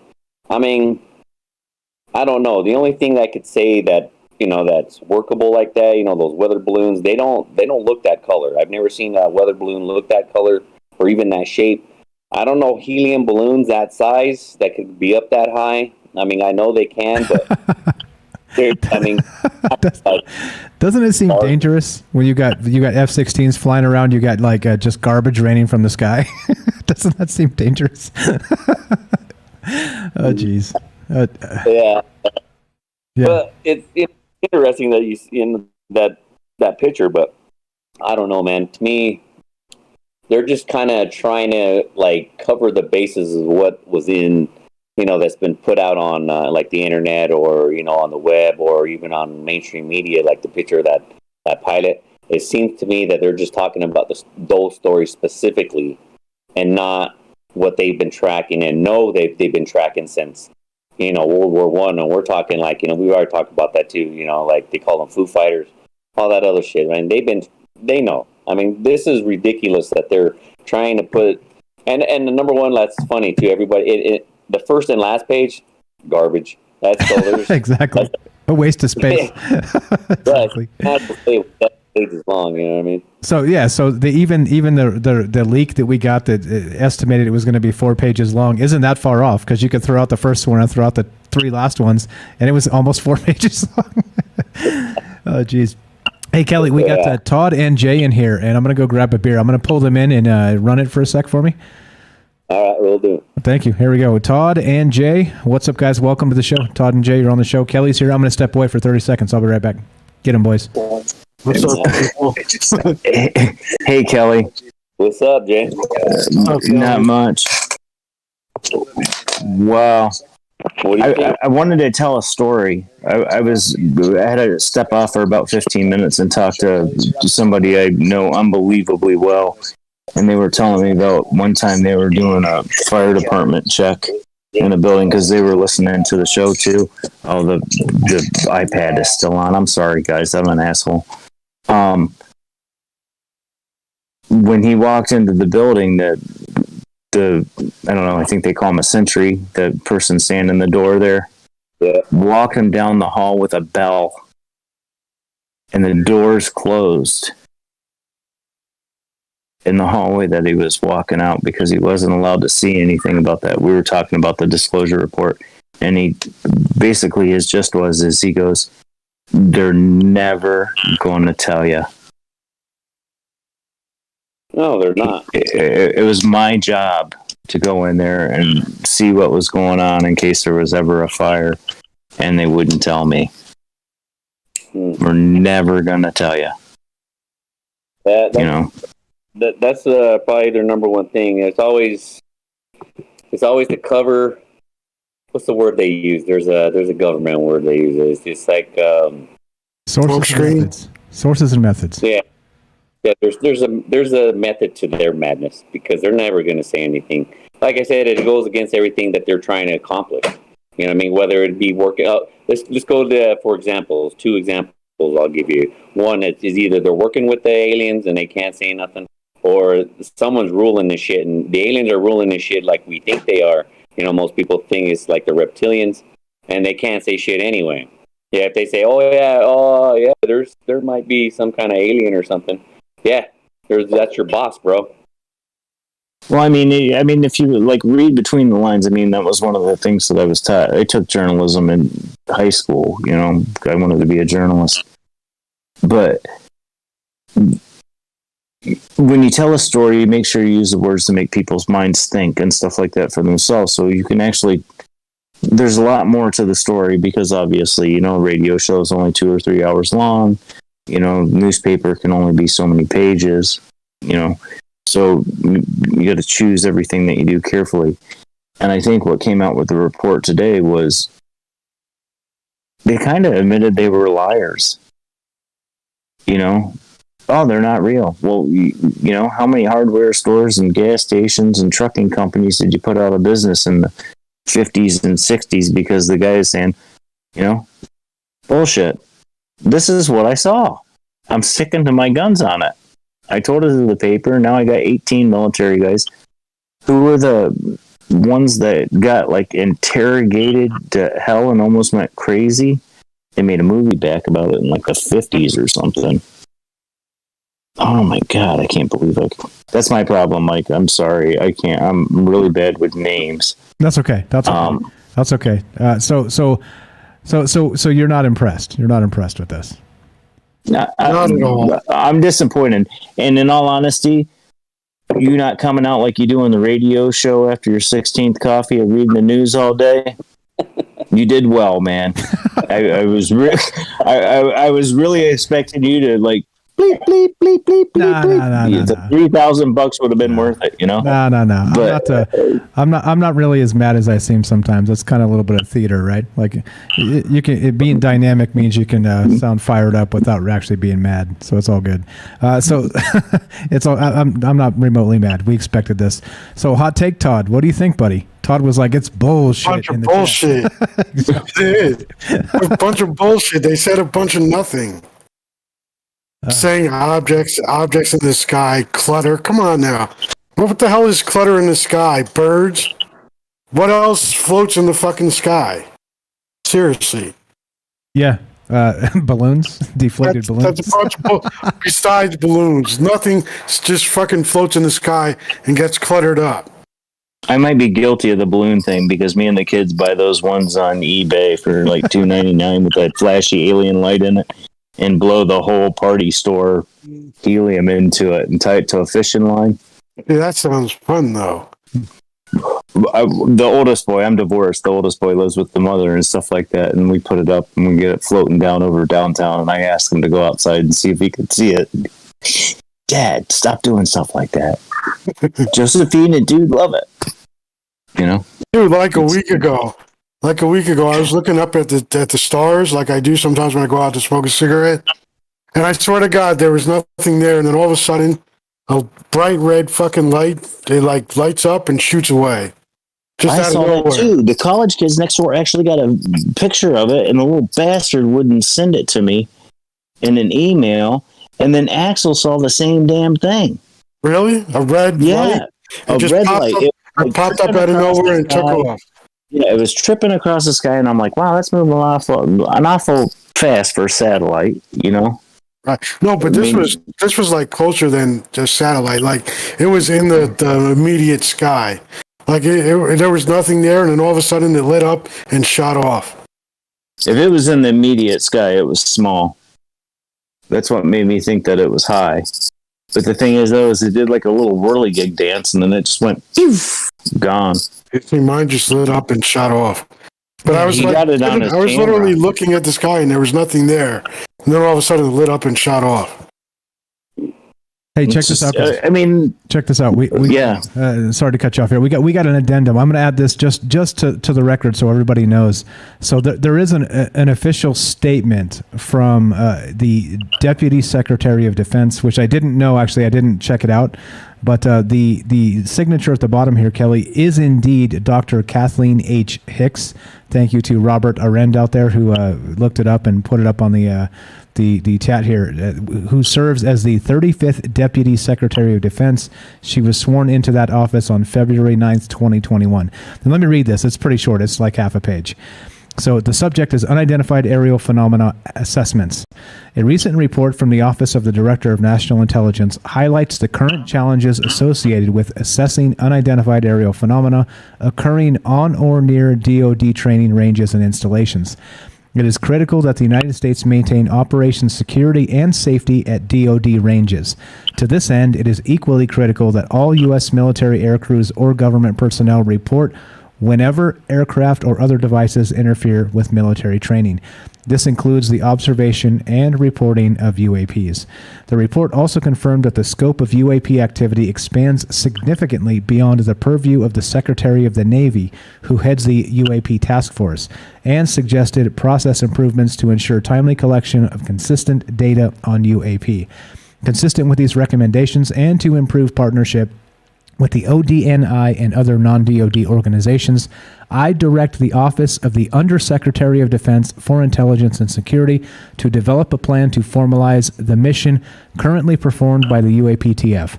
3 little bullet points and we're done, guys. The plan should include these 3 things. Number 1, establish procedures to synchronize collection, reporting, and analysis on the UAP problem set, and to establish recommendations for securing military test and training ranges.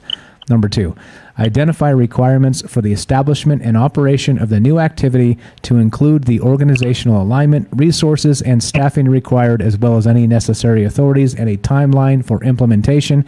And finally, number 3, be developed in coordination with the principal staff assistants, the chairman of the Joint Chiefs of Staff, secretaries of the military departments, and the commanders of the combatant commands with the DNI and other relevant interagency partners. All members of the department will utilize these processes to ensure that the UAPTF or its follow-on activity has reports of UAP observations within 2 weeks of an occurrence.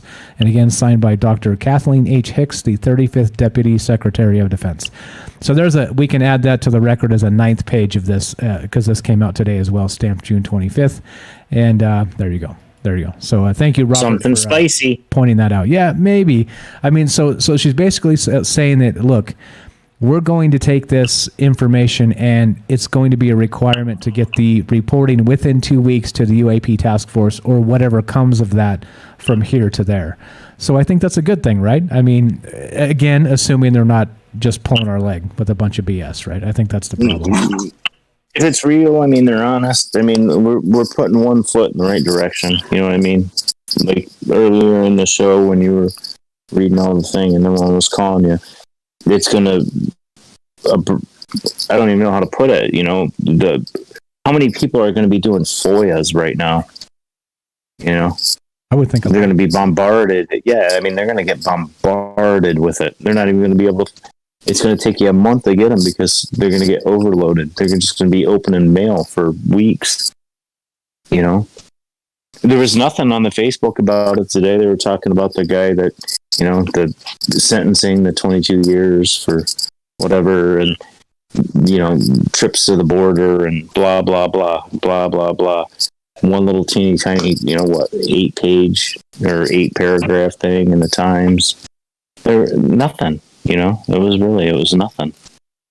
Yeah. You know, so you'd think that there would be more. You would hope. You would hope.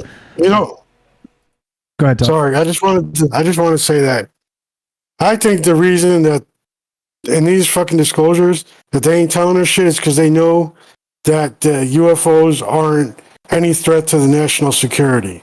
Because if it was a threat, like I was saying earlier, we would be wiped out already. Because any civilization that could get here and the amount of time that they did and shut down our nukes at military stations and all that, they know damn well that if they wanted to wipe us out, they could. So there's no reason to put that in there. There's no reason for them to acknowledge the fact that there's any threat to the military, because there's not. If they wanted to destroy us, they could already destroy us. They disabled nukes at military stations with guards shooting at them, and it did absolutely nothing, and they shut down the nukes in the silos, more than one at a time. You know what I'm saying? So, Penny had a video on from just not too long ago, Afghanistan or Iraq or somewhere over there in the Mideast, where they actually put a strikeout on them. There were 3-4 of them up there just floating in the same spot. You see the missile go off, it obviously hit one of them, probably should have taken at least all of them out. And when the smoke cleared, they're still sitting there. With their little poopy thingy coming out of the bop and the little pee thing coming out of the top. On them. They bounced That's how out. far advanced you know? I'll give you a prime example of that would be Battle of LA. Mm-hmm. Yeah. All the shells killed more people and nothing happened to the fucking ship they were shooting at. Yeah. And then it floated away. It just goes. That's why the government doesn't say anything about it. Because if they said something about that, they would be admitting that they're useless. Well, how about this example that Russia is in ties with a different alien species, and the United States is in ties with a different one. I totally believe that, but that's why we're not fighting each other. Well, the Intergalactic Commission. That's why they would use the word threat, though. But if they were a threat, if all right, put it this way: if Russia had a certain alien species helping them, and we had a certain species, who's to say which species of them is stronger? And if one of them was stronger, wouldn't that one superpower destroy the other one if they had the opportunity? Because that's the way the governments think. Power is power. If we want this, we're taking this. But if we can't take this, we have to sit idle because there's nothing we can do because this other force is just as strong as we are. What if it's the same people but different, Different, like Enki and China and the United States on Mars, like that, fighting over dirt. Yeah, but that's exactly what I'm saying. It's two. Even if it was two of the same species, they're both just as strong as the other one. Exactly. So we're in a stalemate. Awesome. We get to have the battle here. I mean, you know.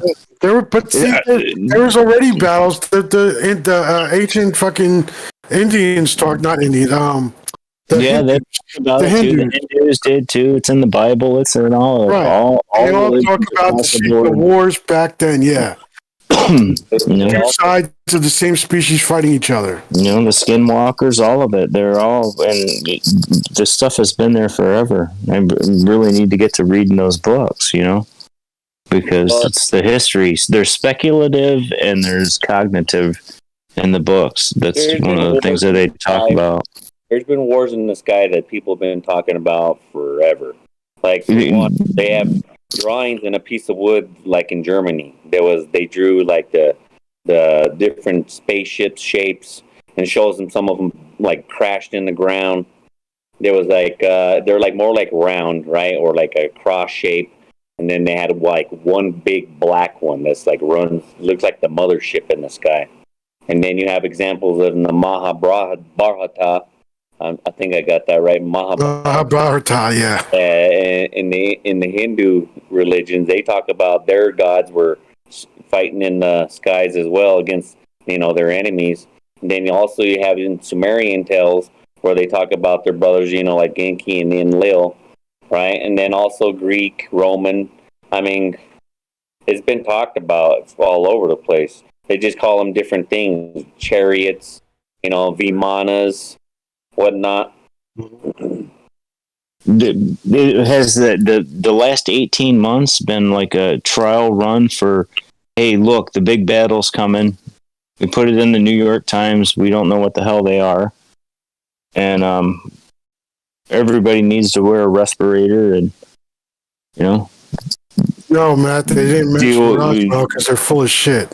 Sorry. Well, I mean, but you know what I mean, though. The thing is, though, is like, they're coming. Okay, we admitted it today. So here's a question. What do you think that's going to happen with what are the reports going to go up? I mean, how many people like Game Vet that are going out there with this dash cam on and see something that go on and just don't put it on the YouTube or the Facebook or the Discord or the whatever because they don't want to be, haha, you're, tinfoil hat guy. I mean, they just, people don't want to do it. And I mean, that was also in the report, that there's a lot of people out there that have seen these things that just, I mean, I've seen all kinds of stuff, I just, you don't go around and talk to people about it because people are like, wow, dude, man, you need to put down the hash pipe, I do. I tell everybody what I see. I don't give a fuck what anybody says. But, if you're in business and stuff like that, I mean, look at it with the people that were back in the 50s or 60s or maybe even in the 70s or 80s, people wouldn't let your kids hang out with them and stuff. This stuff is so ingrained in society today, though, because of all the sci-fi shows, all the UFO documentaries, all that shit. Like, it's not a big thing anymore. It really isn't. Like half, I would say more than half of the population knows that aliens are real. That there's got to be aliens out there. If you sit down and do the math, man, and it's just, let's just, think about it super scientifically. Amount of planets, amount of star systems, and everything else like that we can see with the Hubble telescope. And so there's got to be like, I think 12, the way the math works out. Mm-hmm. And what we know about, and that's not even counting what's beyond that, Well, how about what's on the planet that's coming here? That's going to be about the distance of Jupiter. I'm telling you, that was in Scooby-Doo, kids' cartoon. They put it in Scooby-Doo. They did. I'm not even joking. It was in a kids' cartoon. I'm sitting there talking with the kids one night, and they're talking about Nibiru. I'm not saying it right, am I, Mike? Nibiru. New beer. Yeah, beer, right. Ash taught me. Nibiru. Mm-hmm. The kids bring it up at the table, and my jaw like hit the floor. I had to actually pick my hand up and close my mouth because my, 5-year-old and 6-year-old are talking about Nibiru, and my kids demanding a telescope. And I'm like, well, where'd you hear about that? Scooby-Doo, Dad. Dude, there's a video game on Steam called Breeders of the Nephilim. Breeders of the Nephilim. There's a video game called Breeders of the Nephilim, and there's another game called Nibiru. They just throw it out there, like, and there's this has to do with a video game, but I played this game called Tekken 7, right? It's a fighting game. There's a character in there, and some of her moves are named Enki and Leal, blah blah blah blah. Like there's the Sumerian names in the friggin' video game. It's ridiculous. They put it out there in so many different ways. Because they can't lie, but Ron Reagan was one of the best things that I ever. Never let the truth get in the way of a good story. You don't have to lie. You just don't have to tell the whole truth. Exactly. You know, and that's what the report is. That's what I know. But yeah, there's some sayings there's some things in there that you could take it as that as well. You know, like they're saying something. Whether they're not saying, they're actually saying something, which is true. You know what I mean? By not saying it, it's wording. Because you're right. When they have the reason why that report's so short, you can actually, you know, it's like shorthand. You put the meaning shit in the middle, right? You got a header, the meat, and then the end is what they call it. And then in the middle is where you kind of get the gist of what they're trying to tell you, or what they're trying. Even if they're not trying to tell you something, it's all wording. Because every word's got a meaning. Words have power. Like the example, like when people like, I don't know, man, I don't ever think myself lesser than anybody, but when people say they don't understand it, like with, you know, like doctors or lawyers, that's because they make their own language. You have to go to school to learn it, just like any other language. Because they use meanings of words, especially lawyers. Doctors get paid to keep people sick with medication. But to go back to that, I just want to, you know, kind of change a little bit. But like I was saying, that's kind of weird that they have, you know, I don't know. I know you guys heard it, but this little planet, they're saying it's bigger than a moon. So, you know, they're calling it like a small planet. It's supposed to be coming into it's already in our galaxy, or not our galaxy, but our solar system, I guess. Yeah, talking about the comet, Pluto, the moon, or planet, or whatever it is. They're classifying it as a large comet. It's coming from the Oort cloud. It's supposed to get here in 2032, something like that, around near the Jupiter orbit. Elliptical style, though. So if Jupiter's on a flat plane, it's going to come below Jupiter, but it's going to get as close as that. Yeah, 2032, I think, is the date I saw. But yeah, totally. Cool. I'll get to see that unless I get hit by a bus. God willing. Cross your fingers. Yeah. Like you guys were saying, you know, when you guys were talking the other night, Mike, was about Moa. That thing was we all know that was something else. That was no, you know what I mean? That was no space rock or anything coming flying through our galaxy. Or you know. It changed direction. Yeah. Well, it changed direction. Like it came from the top and then out, and then took off in another direction while it accelerated. Yeah, exactly. Well, you know what I think that is, and you know all the science fiction shows and everything else like that. It's the ancient ship from that Stargate Universe show. You know, flying through there. It's just picked up dirt and it needs to go through car wash. You know, it's underneath all that dirt, and maybe they just brush it off to keep crap from hitting it. You know. Dude, the aliens they call the fucking the Asgard. Those are the real fucking aliens. I've seen them. They looked exactly like that, dude. When I know I've told the story. Yeah, no, they weren't gray. They were blue. They glowed blue, just like that. Yeah, but they look like grays. No, because their heads are they're not like gray. Grays are like their heads are up. These are more like towards the back, and they're bulbous on both sides. And it's like, yeah, I remember. I watched the show. I loved it. Yeah, like I saw those exact fucking aliens, dude. I'm telling you. He got mad and stuff like that. No, I'm not going to do that for you. Yeah. I can, but I won't. What happened? I said, where'd you see that at? Oh, it's the story when I was tripping on acid. And yeah, but I'm telling you, dude, it pulled back reality, dude, and I fucking saw those motherfuckers. And I saw the Akashic records. Yeah, the Indians used to do that. The Hindus used to do that. I mean, even in the Christians, they used to do that stuff like that. Give a strong drink to a man who is troubled.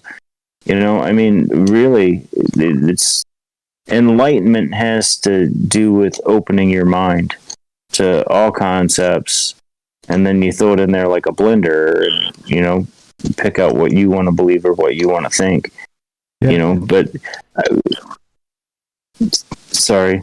You're good. I was cutting somebody off. You're good. FYI, if you guys want Todd's full story, his story about when he was tripping and the aliens and in its entirety, he actually told the story in our episode a couple weeks back. It was about lucid dreaming, night terrors, and out-of-body experiences. Check that out. He told the full story there, so just in case anybody's curious. So let's wrap this up, boys. So I think we covered what we need to cover tonight. It's like kind of like Kelly said, I'm glad I had a hamburger for lunch because I certainly didn't get one for dinner. Here we are with the nothing burger. Oh, we were going to keep you on for another hour. No, hell no. No, hell no. This is my 5th day, boys. Excuse me. As I choke, I need to rest too. So let's wrap this up. Final thoughts, guys. I'll give mine real quick. I just want to say that we already know, man. What we were expecting, I don't know what, people sometimes expect too much from the government, you know what I mean? And that perspective as like giving some information. Because, and all in all, if anybody was to know, they know. And so that's where people want to kind of hear it from their mouths, but just look at the places all over that people are posting, and now that especially nowadays. But look back then, when I was younger, we didn't have any of these like cell phones or the internet, any of that shit. To share all this information, it all came from the boob tube, the garbage. So, I mean, for me, we already know it. What I read was what we expected, but keep your eyes on the skies, man, and get your phones out, get some cameras. I got some. I got a better camera, to get some really nice close shot. That's a P900, so you can really zoom in. I'd rather see some photos like that instead of some cameras, because the camera's only going to get so close. But yeah, keep your eyes in the sky, and you guys take care of yourself out there. Amen. Real quick, I just want to interject. Thank you, Kelly, for that. Beechwood, I see you on the phone. Well, don't worry, we'll go to you before we finish. Hang tight, buddy. Go ahead, finish up your next, Todd. Final thoughts here. What about this UAP report, man? The UAP report was bullshit. That's what I have to say about it. It told us nothing, and it said a bunch of bullshit. It said a bunch of nothing with a bunch of boring words that make you think nothing about anything. It's ridiculous that they could say so little with so many words. It's ridiculous. That's all. I just think it's a bunch of bullshit. So you're mad. Todd's mad. I'm not mad. It's what I expected. I knew they weren't going to say anything of value. Because if they did, they would if they said anything about actual UFOs, they would be saying that they're useless. There's nothing that they could do because they're here and they're always going to be here. They always were here, and there's nothing that we could do about it. That's what disclosure is. Yeah, I think so. I agree. It's just telling us what they know, and clearly, I think that all the Project Stargate and all this weird stuff that they've done in the past. I think they know quite a lot more than they're telling us. So I'm with you. There. Let's get the details, and maybe this is a start. I'm going to try and be positive as we try and do on this show. It's called Troubled Minds, but for fuck's sakes, it doesn't mean we can't be positive. So let's look to the future. Keep your eyes to the sky, like Kelly said, and rock it out. I appreciate it, Todd. You're the best, man. Thanks for hanging out with us tonight. Always. Right on, bro. All right, Jay. Let's go to Beechwood real quick. Then we'll do the outro with Jay. You're welcome to stay to the end, Todd. Let's go, Beechwood. What's up? You're on Troubled Minds with Mike, Todd, and Jay. What's up, my friend? Hey, what's up, man? I was just listening to the show. Great show tonight. I got a lot of info. I paid attention close because, like I said, I skimmed through that. But now I work with a kid who doesn't believe in like UFOs. He believes in the sighting, doesn't believe in extraterrestrials, but he's a big conspiracy theorist. And he actually made some good points to me about like what happened with the pandemic and like with the UFO stuff, how it's a distraction. It gets people out of their comfort zone. It gives them a common enemy. And he said that his theory is they're just looking for a way to further separate the middle class from the elites. And it's just weird that he said that because we shoot for high-end customers, but they're not billionaires. They're not, you know, they're not big timers. They're well off, but they're not big timers. They don't have a say in it, and he thinks that they're trying to eliminate that group of the population, and by using this is a kind of like a stepping stone, just to get you to look the other direction, and then they change everything. And it made a little bit of sense what he said. But yeah, that was it. That was just the final point I wanted to add in. Is just the government's cheating to win. They're cheating to win. So sometimes you got to try to think like them. And I thought it was a decent point. But no, great show. Some great takes, and I just appreciate you having me on. Thanks, bro. I appreciate your take there. So just real quick, beware of the UFO as the shiny object of the government. And I'm with you. I understand completely. Thanks for the call, my friend. We'll talk to you soon. Beechwood from Massachusetts. Have a great day. All right, my man. Thanks, Take bro. it easy. Awesome You too, man. show. Thanks a lot. There you go. All right, let's finish this up, Jay. We'll final thoughts here, and then we'll do the outro with Jay and Todd, and we're done. I think what came out of all of it is either they have no idea or we're lying. I mean, you know, what's other? You know, the wastebasket on the last end of it. You know, they Exactly, put something right? like that. Exactly. You know, Like, it's either other. A, B, C, D, or other. Or something that we Something else. got no clue about, you know. Right, exactly. These guys are popping right in here and folding it in and out of time whenever they see fit, you know. There's nothing we can do about it. Right. You know? Yeah, I don't know. Well, like you know, this saga is not over. God willing, we got tomorrow, and so we're going to keep punching. We're going to keep talking about this stuff, keep thinking about this stuff like we always do. So, you know, however, everybody out there, however you might feel about this UFO report, whatever the heck is happening here, don't sweat it. You know, if you're underwhelmed, disappointed, maybe you're positive about it. That's cool too. But don't worry, it's the start. It's the start of some things. I'm trying to be positive, even though we're dealing with a dishonest government that's been lying their balls off for like 75 years so, about this particular topic, among other things. Not even talking about other things. So yeah, it's all good. It's all good. You got a quote for us, Jay, or is it Friday and we're gonna go quoteless? No, I always try to do my homework for you, Mike. You do your work. I should try to do mine too. Nice, thank you. Appreciate that. I have to say that it's from Aldous Huxley though, so it's kind of like Mr. Poopy Pants or something like that. And that's cool. You know, Bailey might give me a bad mark or whatever, but it's okay. Here it is. There will be, in the next generation or so, a pharmaceutical method of making people love their servitude and producing a dictatorship without tears, so to speak. Producing a kind of painless concentration camp for entire societies so that people will, in fact, have their liberties taken away from them, but rather enjoy that. Because we will be distracted from any desire to rebel by propaganda or brainwashing enhanced by pharmaceutical methods. And this seems to be the final revolution. Aldous Huxley, during the Taz Talk lecture group in 1961. So they've been telling us this crap for years, Mike, you know? Yeah. Years. History years right? and years and years. But we just don't read it, you know? Yeah. Back page, so Purple Mechanic, or Playboy, or whatever. Go ahead, Todd. I was just going to say that's an awesome quote. And anybody that's in Discord should jump in Discord chat, because I guarantee you me, Mike, and Jay are going to be talking for a little bit after the show.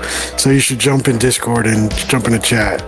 There we go. That's a good plug for the Discord. If you guys have not joined the Discord yet, go to troubledminds.org, click the Discord link.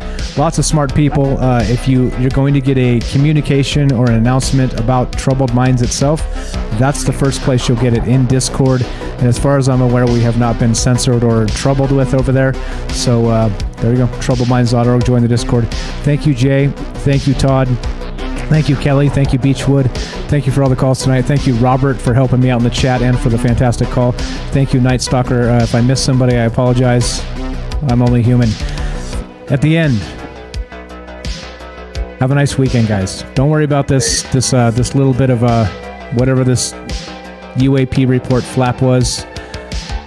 John Greenwald Jr. is on the case. He's filing FOIAs like a maniac first thing Monday morning, so it's going to just push the discussion forward. So have some faith that some good people are out there doing God's work, and cross your fingers that maybe we get to the bottom of this at some point.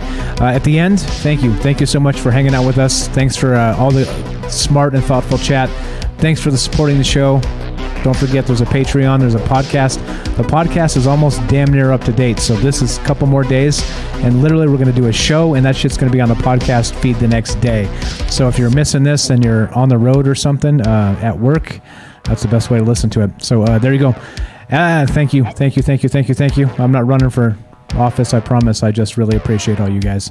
At the end, be sure, be strong, be true.